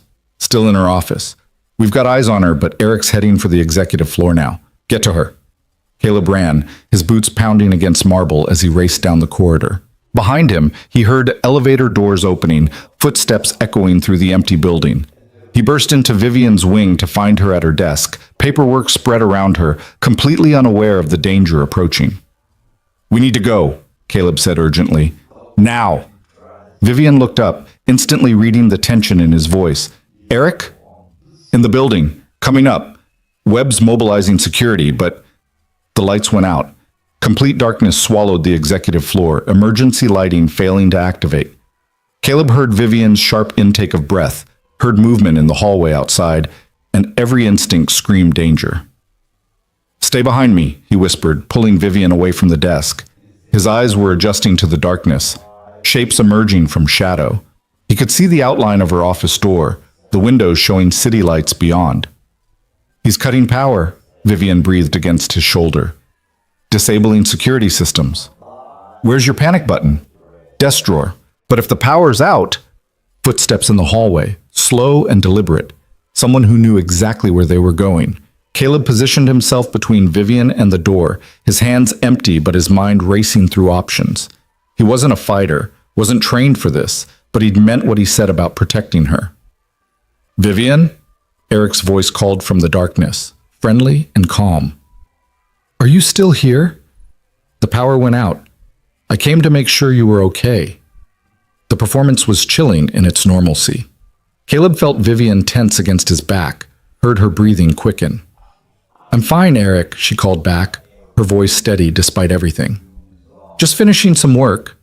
The emergency lighting should kick in any moment. Actually, it won't. Eric appeared in the doorway, backlit by emergency exits in the hallway beyond. Caleb couldn't see his face clearly, but he could see the gun in Eric's hand, dark and deadly. I made sure of that. Had months to prepare to understand every system in this building. You made it easy, really, trusting me with so much access. Eric, what are you doing? Vivian's voice carried just the right note of confusion, still playing her part even with a gun pointed at her. What I should have done 2 years ago when they first approached me, Eric said, stepping into the office. You were never supposed to run this company, Vivian. Your father knew it, the board knew it. Everyone knew except you. So stubborn, so convinced you could prove everyone wrong. And you did, which made everything so much more complicated. Who approached you? Vivian asked, and Caleb heard the calculation in her voice. Keep him talking. Buy time for security to arrive. People who understand that innovation shouldn't be controlled by legacy and name recognition. People who could actually use Voss Industries technology to change the world instead of protecting market share and shareholder profits. Eric moved closer, and Caleb shifted to maintain his position between them. They offered me a real future. Chief Technology Officer of a combined entity that would dominate the industry. All I had to do was remove the obstacle. You mean kill me? Vivian said flatly. Remove, Eric repeated. The stage light was supposed to be clean. Tragic accident, company in mourning, smooth transition to new leadership. But you had to have him. The gun gestured toward Caleb, plain maintenance hero, ruined everything. So now we do this the hard way. Security is already coming, Caleb said, his voice steady despite his racing heart. Building's on lockdown. You won't make it out. I don't need to make it out, Eric said. I just need her dead. They'll extract me after, new identity, new life, but only if I finish the job. The gun rose, pointing directly at Vivian, and Caleb saw Eric's finger tighten on the trigger. He didn't think, didn't calculate odds or consider consequences. He lunged sideways, slamming into Eric with all his weight, driving them both into the wall beside the door. The gun discharged, deafeningly loud in the enclosed space, the muzzle flash illuminating the office in stark white light. Caleb felt the bullet pass so close to his head the air pressure made his ear ring, but he was already moving, grabbing for Eric's wrist, trying to control the weapon. They crashed into furniture, struggling in near darkness, and Caleb realized with cold clarity that Eric was stronger than he looked, desperate enough to fight with everything he had. Run! Caleb shouted at Vivian, not sure if she could hear him over the sound of his own pulse hammering. Get out! But Vivian didn't run. He caught a glimpse of her moving in his peripheral vision, heard the crash of something heavy, her desk lamp, connecting with Eric's skull. The CTO staggered, his grip on the gun loosening, and Caleb wrenched it away, sending it skittering across the floor into darkness. Eric recovered faster than Caleb expected, driving an elbow into his ribs that forced the air from his lungs. They went down together, hitting the floor hard, and Caleb felt hands close around his throat, squeezing with methodical pressure. Should have stayed invisible, Eric hissed, his face inches away. Should have just fixed the lights and disappeared. But you had to play hero. Had to make yourself important to her. Now you die with her. Caleb's vision started to gray at the edges, his lungs screaming for air. He clawed at Eric's hands, trying to break the grip, but his strength was fading fast. Through the gathering darkness, he saw Vivian searching frantically for something, anything she could use as a weapon. Then light flooded the office, blinding after so much darkness, and voices shouted from multiple directions. The pressure on Caleb's throat released abruptly as security guards swarmed the room, pulling Eric away, forcing him to the ground. Caleb gasped for air, his throat raw. his vision clearing slowly. Strong hands helped him sit up, and suddenly Vivian was there kneeling beside him, her hands framing his face with desperate gentleness. "Caleb," she said, her voice breaking on his name. "Can you hear me? Are you hurt?" He tried to speak, coughed instead, his throat burning. Vivian's eyes were wide with fear he'd never seen there before, tears tracking down her cheeks, and he realized she was shaking. "I'm okay," he managed, his voice barely a whisper. "Are you? Did he?" "I'm fine. You kept yourself between us." Her thumb brushed his cheek, and only then did Caleb realize he was bleeding from somewhere. "You threw yourself at a gun. You impossible, brave, stupid man. You could have died." "Couldn't let him hurt you," Caleb said simply. Around them, security was securing Eric, reading him his rights, coordinating with the police teams flooding into the building. Detective Morrison appeared in the doorway, taking in the scene with sharp eyes. "We got it all on audio," she said grimly. "His confession, the mention of extraction and new identity.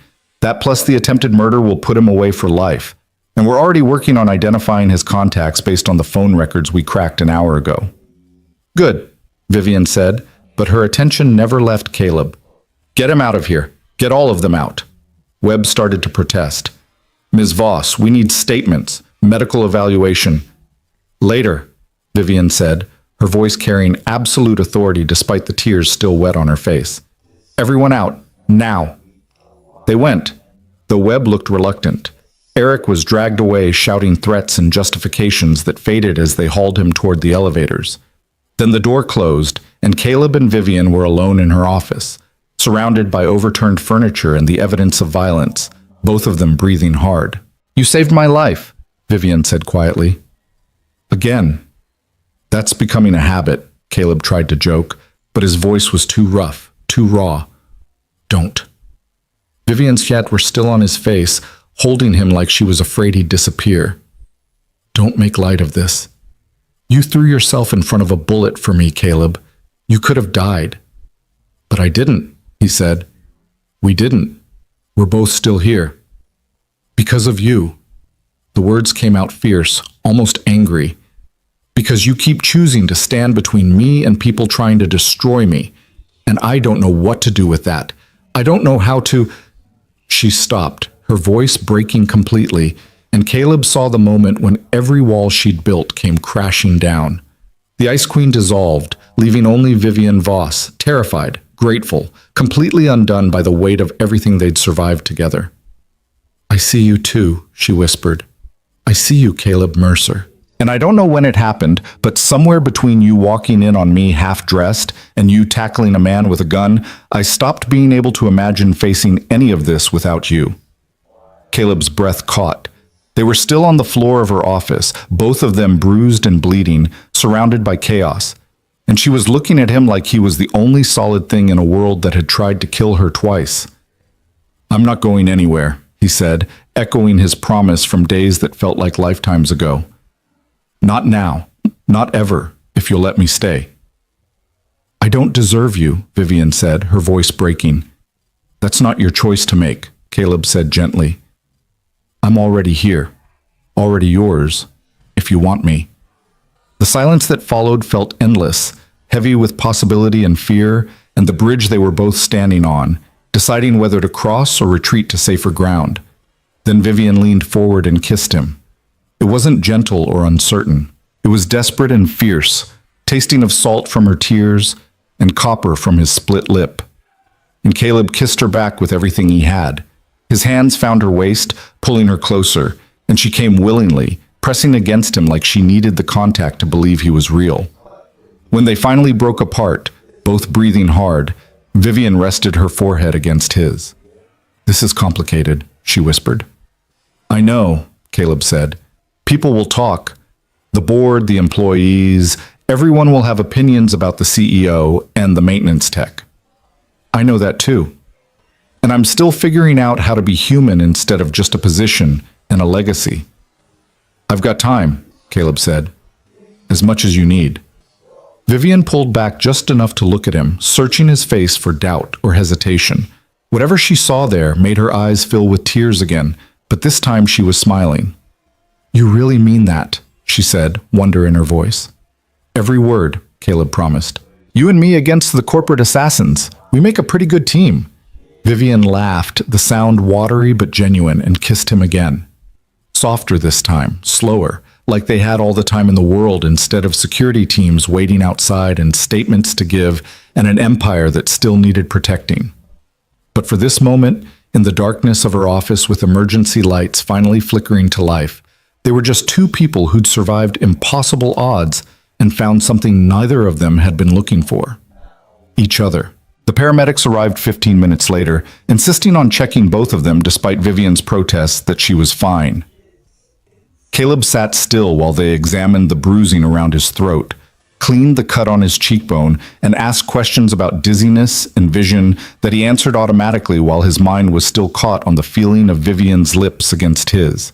She stood nearby, refusing to leave even when the paramedic suggested she should sit down, her arms wrapped around herself like she was holding something precious and fragile.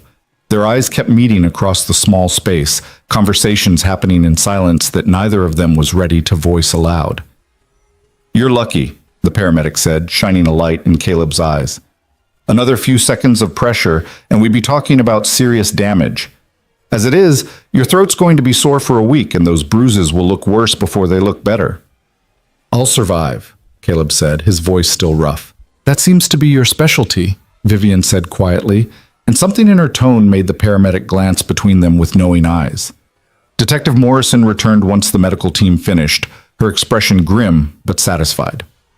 "Eric Zhao is in custody and talking, not because he wants to, but because we've got him on attempted murder with multiple witnesses and audio recording. His lawyer is already trying to negotiate a deal." "What kind of deal?" Vivian asked, her voice hardening back into the CEO tone that commanded boardrooms. "Information about his co-conspirators in exchange for a reduced sentence. He's claiming he was coerced, that the people who approached him threatened his family if he didn't cooperate." Morrison's skepticism was evident. "We're verifying his claims, but preliminary investigation suggests he's lying. His gambling debts were real, his financial desperation was real, and the offshore accounts we've traced show payments that look a lot like incentives rather than threats." "Who was paying him?" Caleb asked. "That's where it gets interesting." Morrison pulled up something on her tablet and showed them a corporate logo Caleb didn't recognize. "Meridian Technologies. One of your competitors, Ms. Voss. Or rather, they were your competitors until you acquired them 18 months ago." Vivian's expression went cold. "The executive team for Meridian was integrated into our structure. Some of them are still here." "Exactly. We believe this was a revenge play coordinated by former Meridian leadership who lost their positions after the acquisition. They recruited Eric, funded the operation, and planned to install their own people once you were eliminated.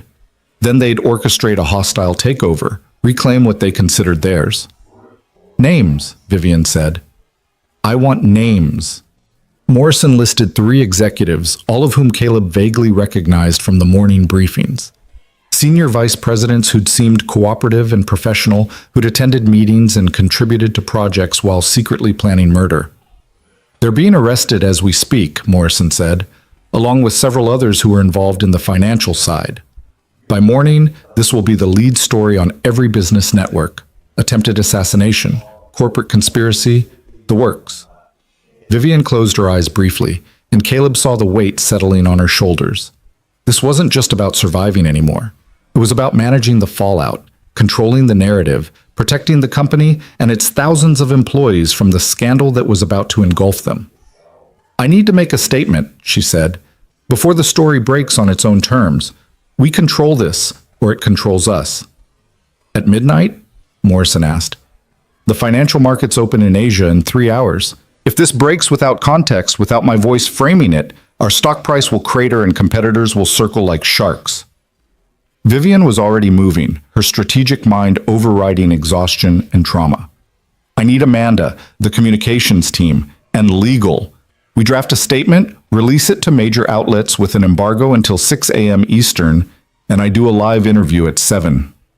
"Vivian," Caleb said quietly, "you just survived a murder attempt. You're allowed to rest." She looked at him, and for a moment her mask slipped enough that he saw the bone-deep weariness underneath. If I rest, I think about how close I came to dying, how Eric sat across from me in meetings for 2 years planning to kill me, how I trusted people who wanted me dead. Her voice wavered. I can't afford to think about that yet. So I work. Caleb understood. He'd done the same thing after Melissa left, burying himself in survival and single parenthood, because stopping meant drowning in fear and abandonment. But understanding didn't mean he had to let Vivian destroy herself. Then I'm staying with you, he said. You work? I'm there? No arguments. Something softened in Vivian's expression. You should go home. Rosie needs you. Mrs. Chen is with Rosie. What I need is to know you're safe. Caleb stood, ignoring the protest from his bruised ribs. You said yourself, you don't want to face this alone anymore. So don't. The look Vivian gave him was complex, gratitude and vulnerability, and something deeper that neither of them had time to examine right now. But she nodded, accepting his presence like a gift she didn't quite know how to receive. The next 4 hours were a blur of activity. Amanda arrived within 20 minutes, her professional composure intact despite being called in at midnight. The communications team assembled, lawyers joined via video conference, and they crafted a statement that walked the razor's edge between transparency and damage control. Caleb stayed in the background, watching Vivian command the room with the same authority she'd shown in every crisis. But now he could see the cost, the way her hands shook slightly when she thought no one was looking, the tightness around her eyes that spoke of pain she wouldn't acknowledge. Around 3 a.m., during a brief pause while the lawyers reviewed language, Vivian caught his eye and gestured toward her private office. He followed, closing the door on the controlled chaos outside. I can't do this, she said the moment they were alone, her voice breaking. Caleb moved to her immediately. Yes, you can. You've been doing it for hours. I mean, I can't do this. She gestured between them, her eyes bright with unshed tears. Whatever happened on that floor earlier, whatever we said, I can't think about it right now, can't process what it means or what I want, or how to fit something personal into a life that's about to become a media circus. The words hurt, but Caleb understood them. Okay. Okay? Vivian looked at him like she'd expected an argument. You need time. Space to handle the crisis without worrying about us. Caleb kept his voice gentle despite the ache in his chest. I get it. I'm not going anywhere, Vivian. When you're ready to think about this, I'll be here. You make it sound simple. It is simple. Not easy, but simple. He reached out slowly, giving her time to pull away, and took her hand. I care about you. That doesn't change because you need to focus on your company right now. Do what you need to do. I'll wait. Vivian's fingers tightened around his. What if waiting means weeks? Months? What if by the time I have space to breathe, you've realized that a single father with a 6-year-old daughter doesn't need the complications that come with me? Then I guess you don't know me as well as I thought, Caleb said quietly. Because complications don't scare me. Losing you before we even have a chance to see what this could be? That terrifies me.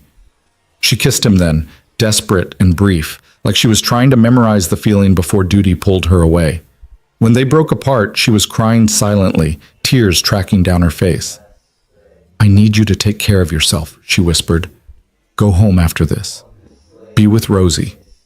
Let me handle the corporate nightmare without worrying that you're exhausting yourself trying to protect me from everything. Vivian, please. Her voice broke completely. Please, Caleb. I need to know you're safe and resting. That's how you help me right now. He wanted to argue, wanted to insist on staying, but he saw the genuine need in her eyes. She was trying to protect him the only way she knew how, by creating distance before the media storm destroyed everything in its path. Okay, he said finally, but we're not done. This conversation, we're not done. We're not done, Vivian agreed. She touched his bruised throat gently, her expression anguished. I'm sorry he hurt you. I'd take 1,000 bruises if it meant keeping you alive. She made a sound that was half sob, half laugh. That's exactly the kind of thing that makes this impossible to walk away from, even temporarily. They stood there for another moment, holding each other in the quiet of her office while the world waited outside. Then duty called and they separated, rebuilding their professional distance like armor against the chaos to come. Caleb left Voss Tower at 4:30 a.m., his body aching and his mind spinning. The city was still dark, the streets empty except for delivery trucks and insomniacs. He rode the bus home in a daze, watching dawn break over Seattle's skyline, painting the clouds in shades of pink and gold that seemed impossibly beautiful after the violence of the night. Mrs. Chen was asleep on his couch when he arrived, a blanket tucked around her thin shoulders. He woke her gently, thanked her profusely, and promised to tell her everything later. She looked at the bruises on his throat with worried eyes but didn't ask questions, just patted his hand and shuffled back to her own apartment. Rosie was sprawled across her narrow bed, one arm flung over her stuffed rabbit, peaceful and completely unaware that her father had nearly died. Caleb stood in her doorway and watched her breathe, letting the simple reality of her existence anchor him back to what mattered most. He'd built his entire life around keeping this little girl safe and loved, and somehow, impossibly, he'd found room in that life for Vivian Voss, a woman who needed protection and connection just as desperately as Rosie did, even if she'd spent years pretending otherwise. Caleb showered carefully, avoiding the bruises, and fell into bed as sunlight streamed through his window. He slept fitfully, dreams full of falling lights and gunshots, and Vivian's voice saying his name like a prayer. He woke to Rosie bouncing on his bed at 8 a.m., her dark hair wild around her face.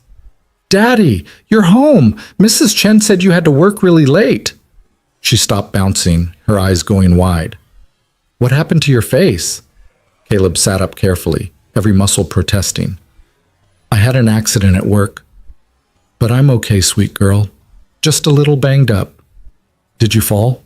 Rosie touched his cheek with gentle fingers, her expression so serious it made his heart ache. "Something like that." He pulled her into a hug, breathing in the scent of her strawberry shampoo. "But I'm fine now, and I'm home, which is what matters." They made breakfast together, slightly burnt pancakes and orange juice, while morning cartoons played in the background. Caleb's phone buzzed constantly with messages he ignored, letting the world outside wait while he focused on this small, perfect moment of normalcy. But eventually, reality intruded. Around 10 a.m., his phone rang with a number he recognized as Amanda's direct line. "Mr. Mercer, I'm calling on behalf of Ms. Voss," Amanda said without preamble. "She wanted you to know that her statement has been released and the interview went well. The board is meeting this afternoon to address the situation formally." "How is she?" Caleb asked. A pause. "Functioning, which is about all any of us can say right now." Amanda's voice softened slightly.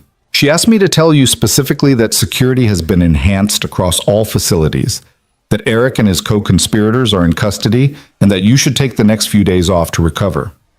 "I don't need—" "It's not a request, Mr. Mercer. It's a direct order from Ms. Voss. She's quite insistent." Another pause. "Between you and me? She needs to know you're safe and resting. It's the only thing keeping her focused right now." Caleb closed his eyes, understanding the subtext. Vivian was using his safety as a focal point to get through the crisis, something concrete to hold on to when everything else was chaos. "Tell her I'm taking care of myself," he said quietly, "and that I'll be here when she needs me." "I will," Amanda said. "And Mr. Mercer, thank you for everything you've done for her." The call ended, leaving Caleb staring at his phone while Rosie watched cartoons, oblivious to the drama unfolding in the adult world. The next 3 days were surreal. The story dominated every news cycle. Attempted assassination, corporate conspiracy, the brilliant young CEO who'd survived multiple attempts on her life. Vivian's face was everywhere, giving interviews, addressing shareholders, projecting strength and control, while the company's stock price actually rose on the narrative of her resilience. Caleb watched from home, healing slowly, fielding calls from coworkers who wanted details he wouldn't share. Marcus Webb called once to say the investigation was expanding, that the full scope of the conspiracy involved more people than they'd initially suspected, but that Vivian was safe now with enhanced security. She didn't call, didn't text. And Caleb understood that too. She was in crisis management mode, every moment scheduled and strategic. No room for personal complications. But understanding didn't stop him from checking his phone obsessively, hoping for some small sign that she was thinking about him. On the fourth day, Mrs. Chen knocked on his door with a package. It was small, wrapped in plain brown paper, with Caleb's name written in elegant handwriting he recognized from office memos. Inside was a book, a worn copy of Where the Wild Things Are, and a note card. Rosie mentioned in passing that you read to her every night, but your copy of this got damaged in a move. Found this at a bookstore near my apartment and thought of you both. Thank you for understanding why I need space right now. It doesn't mean I've forgotten what you said, or what I said, or what happened between us, just that I need to build something stable before I can let myself want something personal. I hope that makes sense. I hope you'll wait a little longer. V. Caleb sat on his couch holding the book and reading the note 3 times, something warm and painful expanding in his chest. She'd remembered a throwaway comment about a children's book, had gone out of her way to replace it, was asking him to wait while she rebuilt her world. He texted back simply, "Take all the time you need. I'm not going anywhere."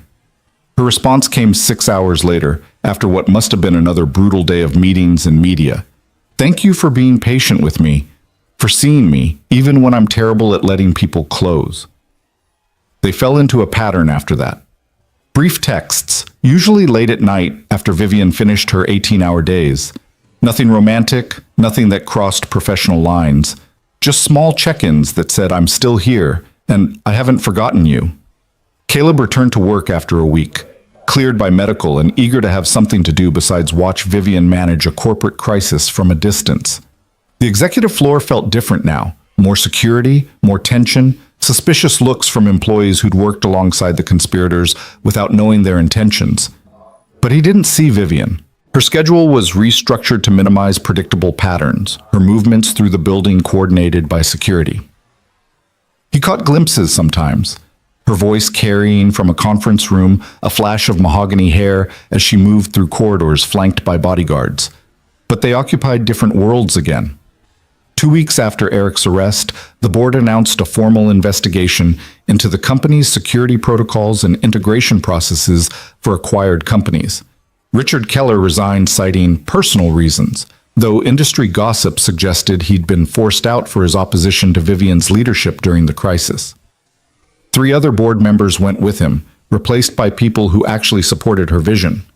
The product launch that had been interrupted by the assassination attempt was rescheduled for a month later. Amanda sent Caleb a work order to personally verify every system in the auditorium 3 times before the event, which felt less like a technical requirement and more like Vivian trying to give him something important to do. He threw himself into the work with obsessive attention to detail, checking and rechecking every connection, every safety system, every possible point of failure. When the launch finally happened, it went flawlessly. Vivian commanding the stage with absolute confidence, the technology performing perfectly, 300 people witnessing her triumph over everyone who'd tried to destroy her. Caleb watched from the control booth, managing systems remotely, and felt pride so fierce it hurt. She'd survived assassination attempts, corporate conspiracy, and a hostile board, and she was still standing, still fighting, still extraordinary. When the event ended and the crowd dispersed, his earpiece crackled with a voice he hadn't heard directly in weeks. "Caleb?" Vivian said quietly. "Are you still in the building?" His heart stopped. "Yes. Control booth.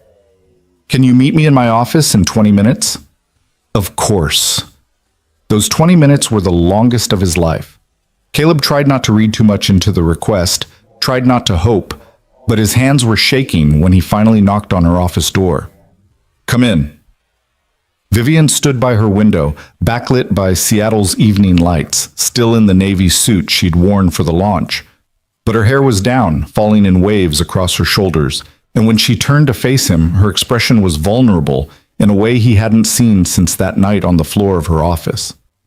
"Hi," she said simply. "Hi," Caleb replied, staying near the door, uncertain of his welcome. "The launch went perfectly. Your work on the systems was flawless. Just doing my job." "Is that what you're doing?" Vivian crossed the room slowly, stopping 3 feet away. "Just your job? Because I've spent 3 weeks trying to convince myself that's all this is. Professional gratitude for someone who saved my life. Appreciation for an excellent employee. Nothing more complicated than that." Caleb's pulse hammered. "Did it work?" "No. She smiled sadly. Turns out I'm terrible at lying to myself when it comes to you. I tried, Caleb. I really tried to rebuild my walls and go back to the way things were before you walked into my life. But every night I'd finish whatever crisis needed managing, and I'd think about that book I bought for Rosie, about the way you held me when I was falling apart, about how you threw yourself at a man with a gun without hesitation because you couldn't stand the thought of me being hurt. Vivian, let me finish. She took a breath, steadying herself. I've spent 3 weeks watching you from a distance, seeing how you interact with other staff, how patient you are with every request, how you've never once demanded my attention or made this about your needs. And I realized something. You're not waiting for me to become someone different. You're just waiting for me to be ready. That's more than anyone's ever given me. You're worth waiting for, Caleb said quietly. I don't know if that's true, Vivian admitted. I'm still figuring out how to be a person instead of just a position. Still learning how to trust people's intentions. Still terrified that if I let myself want this, want you, something will destroy it. Something might, Caleb acknowledged. That's the risk of letting people close. But I think the alternative, spending your life alone to avoid the possibility of getting hurt, that's worse. Vivian laughed, the sound watery. When did a maintenance technician get so wise? I'm not wise. I'm just a single dad who knows what it's like to build walls because trust is too expensive. Caleb moved closer, closing the distance between them. But somewhere along the way, you made me want to tear those walls down, made me believe that maybe it was possible to have more than just survival. What do you want, Caleb? Vivian asked, her voice barely above a whisper. If I can figure out how to make space for something personal in my life, what does that look like to you? He thought about Rosie, about the fragile stability they'd finally achieved, about the risks of mixing his world with Vivian's empire, thought about every reason this was complicated and difficult and potentially disastrous. Then he thought about Vivian's vulnerability when she'd confessed that he saw her, about the way she'd cried when he'd nearly been strangled protecting her, about 3 weeks of careful distance that hadn't diminished what he felt, only clarified it. I want to take you to dinner, he said, somewhere quiet where we can talk without crisis management or corporate politics. I want to introduce you to Rosie, eventually, when we're both sure this is something real and lasting. I want to know what makes you laugh when you're not being the ice queen. And I want you to know that no matter how complicated this gets, I'm choosing you. Consciously, deliberately. Not because you're the CEO or because you changed my life with a job promotion, but because you're Vivian, and I care about you more than I've cared about anyone in longer than I can remember. Tears spilled down Vivian's cheeks, but she was smiling. I don't know how to date. I've spent my entire adult life focused on proving myself worthy of this company. Personal relationships were always secondary, temporary. Then we'll figure it out together, Caleb said. No expectations except honesty. We try, and if it doesn't work, at least we tried. And if it does work, Vivian asked, if the CEO falls for the maintenance tech and everyone has opinions and the board thinks I'm being unprofessional and the media decides it's a scandal, then we deal with it, Caleb said simply. Together. Vivian closed the final distance between them, her hands coming up to frame his face, careful of the bruises that were finally fading. You saved my life twice, saw through every wall I built, and somehow convinced me that maybe I deserve something more than just corporate success. You deserve everything, Caleb said fiercely. Every happiness, every moment of peace, every person who sees how extraordinary you are. She kissed him then, soft and slow and full of promise. And when they broke apart, both of them were crying and laughing and holding on to each other like they'd finally found something worth fighting for. Dinner sounds perfect, Vivian whispered against his lips. But fair warning, I have no idea how to be normal about any of this. Good thing I'm not looking for normal, Caleb said. Just real. Just you. 3 months later, Caleb stood in Vivian's apartment, a penthouse that was somehow less intimidating than he'd expected, full of books and plants and evidence of actual human habitation, and watched her help Rosie with a school project about careers. So you run the whole company? Rosie asked, her eyes wide with fascination. I do, Vivian confirmed, carefully gluing construction paper. But I have a lot of help from people who are very good at their jobs, like your dad, who makes sure all our technology works properly. Daddy fixes broken things, Rosie said proudly. He's the best at it. He really is, Vivian agreed, her eyes meeting Caleb's across the kitchen island where they worked. The look she gave him was warm, genuine, full of the vulnerability she was slowly learning to show. They'd been careful about introducing Rosie to their relationship, taking it slow, making sure his daughter understood that Vivian was important, but that nothing would change the bond between father and daughter. Rosie had been skeptical at first, protective of their small family unit, but Vivian's patience and genuine interest had gradually won her over. "Can I tell you a secret?" Vivian asked Rosie conspiratorially. "Yes!" Rosie leaned in, delighted. "Your dad is my hero. Did you know that?" Rosie giggled. "He's just my daddy." "Well, he's that too, but he's also the bravest person I know." Vivian glanced at Caleb again, her expression serious now. "He taught me that it's okay to let people help you, that being strong doesn't mean being alone." "Daddy says that family is the people who stay even when things are hard," Rosie said, parroting something Caleb had told her 100 times. "Your daddy is very wise," Vivian said softly. Later, after Rosie had finished her project and fallen asleep on the couch during a movie, Caleb and Vivian stood on the balcony watching the city lights spread below them like fallen stars. "She's wonderful," Vivian said, leaning against Caleb's side. "You've done an amazing job raising her." "It's been the hardest and best thing I've ever done," Caleb said honestly. "And she likes you, really likes you, which means more to me than I can say." "I like her too." Vivian was quiet for a moment. "I never thought I'd have space for this in my life. A relationship, a family, anything beyond the company. But you've shown me that maybe I can have both. That wanting something personal doesn't make me weak. It makes you human," Caleb corrected gently, "which you were always allowed to be." "The board officially dropped all opposition to my leadership last week," Vivian said, changing the subject slightly. "The success of the product launch, the way we handled the crisis, the stock price hitting record highs. They can't argue with results. Richard's gone, the conspirators are awaiting trial, and for the first time since I took over, I actually feel secure in my position." "That's incredible," Caleb said, pulling her closer. "You did that. You survived everything they threw at you and came out stronger." "We survived," Vivian corrected. "I couldn't have done it without you. Literally, I'd be dead without you, but also figuratively. You gave me a reason to fight beyond just proving myself. You made me want to build something that lasted." Caleb kissed her temple, breathing in the scent of her shampoo and feeling the steady rhythm of her heartbeat against his chest. "So what comes next? Now that you've conquered the corporate world and survived assassination attempts?" "Now?" Vivian tilted her face up to look at him, her eyes soft in the city lights. "Now I figure out how to build a life instead of just a legacy. With you, if you'll have me. If I'll have you." Caleb laughed. "Vivian Voss, I fell for you somewhere between you promoting me out of nowhere and you letting me see you cry. I'm not going anywhere." "Good," she said firmly, "because I'm not letting you go. You and Rosie. You're mine now. If you're okay with that." "More than okay," Caleb promised.